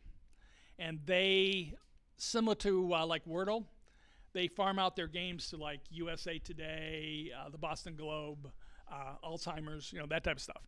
And the guy who came from one of my distributors over to Arcadium said, oh, you need to see Clutter Game. He definitely should be on this site. He's your customers, he's whatever. And I did that. And what's nice about Arcadium is it's ad supported. And in the bigger ones, people buy it outright in the other ones. And I get a big chunk for when it first goes out, and then it quickly goes to the long tail, and I get smaller and smaller. Over here, I get a decent-sized chunk month after month after month. I've already made them a second game that's coming out next week. But all of this, I didn't ask for that. They came to me. And it immediately became 20% of my business. Okay. These are some questions I had way back that's, if you're going to be a solopreneur, you need to ask yourself these tough questions. the only ones that really matter were the two in red. What are you risking by not doing by doing it, and what are you risking by not doing it? And the only one that's really important is this one. In this day and age, where layoffs it's a circus. You listened to the other speakers here. It's crazy out there right now. This is the only thing that protected me. I started this when I was 52. I can't even imagine being 60 and looking for a job in the industry, with my skill set. This is the only thing that made me immune to the craziness of the games business. Okay. And this is one last slide that I also used to show. So the blurred stuff out is stuff like your friends love it, it won some contest, so forth. This was my slide to get young people to start focusing on how they're going to actually make money from their game instead of just have fun with it. Okay? And I said the game of making original IP, the score is in sales dollars. But the thing is, I'm no longer keeping score. Okay? I've taken care of the bonsai tree for many, many years now, and it takes care of me. I'm not a millionaire, but I make enough that it's enough for me. I don't worry, and I'm 68. I'm 68 now. I'm not worried about money until I die. I don't have a boss over my shoulder. Nobody's throwing me a retirement party. And even though I hear this is, what do they say? I won't get canceled for using it, but I love, it's not a derogatory term to me. I love the notion of a code monkey, and I still am. And my best time is still when I'm coding. But I code much less now. I more think about things, and then all of a sudden I'll go, oh, I can do that in less than an hour, and then I'll code. More of my time is spent in the content, picking new, finding new object sets, organizing things in a different way. What am I going to tell for the story, and so forth. So this is really something you can do. Everything you do, start thinking about that. Think about that in time in general. Good enough is good enough. That's me. I'm going to end with this one. I said dumbest, not stupidest. Okay, dumbest decision I ever made was quit my job. I was making about $108,000, I think, a year back then. Quit my job and make the first Clutter game. But the smartest decision I ever made was keep going and make that second Clutter game. And really, I came this close to either doing a different game, and by the way, if I'd done 5 games, I'd be, I wouldn't be here. It was 5 different games. To show you how powerful that franchise effect is, that very first game, which made $50,000 in about 15,000 in 15 months, if I was lucky and I made no other game, maybe I'd see another 10K from that, maybe 60, 65. That game has already netted me $250,000 because there are people that have hit the games and go back, but certain people still want to see what that very first game is about. So it's still it's my bestseller no matter what I do. It still brings in about $1,000 a month, which is just crazy. Okay, hopefully. Can you read it with me? Is creating an original digital IP the right path for you? Oh, man. I think I failed. I was Joe Cassavaugh, and I'm going to leave this up. You can read this for yourself if you want, and we can take questions. Got time for at least one question. At least. Just got a quick question. We got to roll it. Go ahead and fire the question. I'll repeat it. Just throw it out. Anybody, come on. Go. How do you think what you recommended was impacted by your financial success before you did any of this? You're not 25. Yeah. 25. So I had, so say that again. What did you say at the very end? Did you say you started Clutter when you were 56? 62. 62? Sorry, 52. 52. I've been doing it for 16 years now. How was that different than if you had tried it when you were 32? I could have tried it when I was 32. In fact, I should have tried it when I was 50 or 49. I'd be in a big different spot because that's how quick that the market shrunk, right? The 2 years earlier, that first clutter's going out and making a couple 100,000 in the first 6 months instead of what it did, because of the market just shrinks. Anyways, all I had to do was, can I survive for a year? I happened to be living with my future wife, but I also sold my house. I never expected to come close to, it was a man year of my time. That's all I really viewed it as. And I thought I would at least break even. Go ahead. I was on the same path as he was thinking. Yeah. Like, I'm not a young man myself, but I have some saved up and been working for a long time. Right. So, like, you have to be financially stable? No, so that first game I wrote that I told you that made no money, I spent 2.5 years working 20 hours a week on that. And I did it mainly to learn C. I wasn't even trying to really, I did a game as kind of a lark, but it didn't sell. And what I'm saying is, if you have a good enough idea, you don't have to do it full time necessarily. So there are other ways. In this case, right, in this case it made more sense for me not to work for somebody else while I got this out the door. But that's because I knew the market. I was surprised it came in at 50,000. I really thought it was gonna bomb or make 100,000.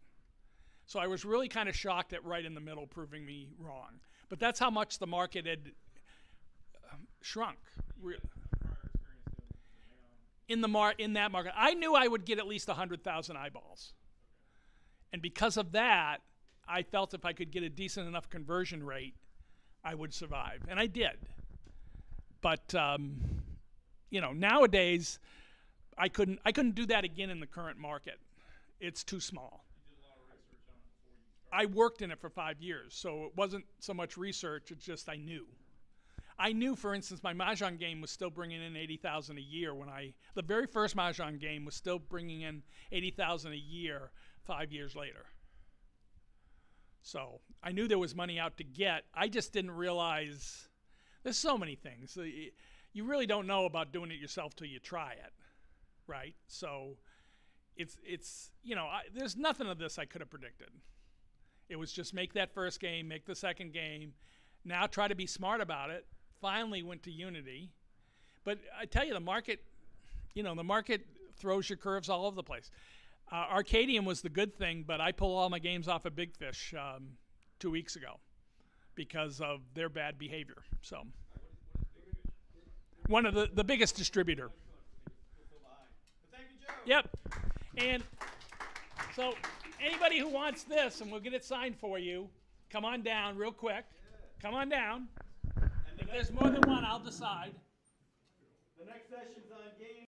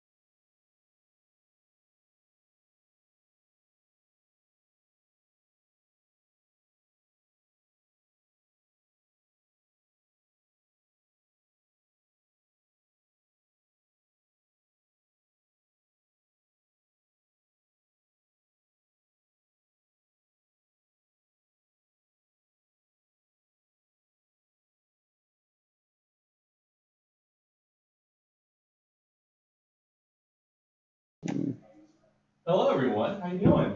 Yay! We're not on fire. This is actually, I know we have actually had it fired here at the school, which is kind of crazy. But this is actually my third CIMFest. Yoo-hoo! I know, crazy. Time flies. I'm going to be moderating how to start a game studio. And so I think we should just kick it off by passing the mic down, do a little introduction about yourself, your company, and what it is. Hello, I'm Menard. I'm the Chief Creative Officer of Dragon's Nest Games.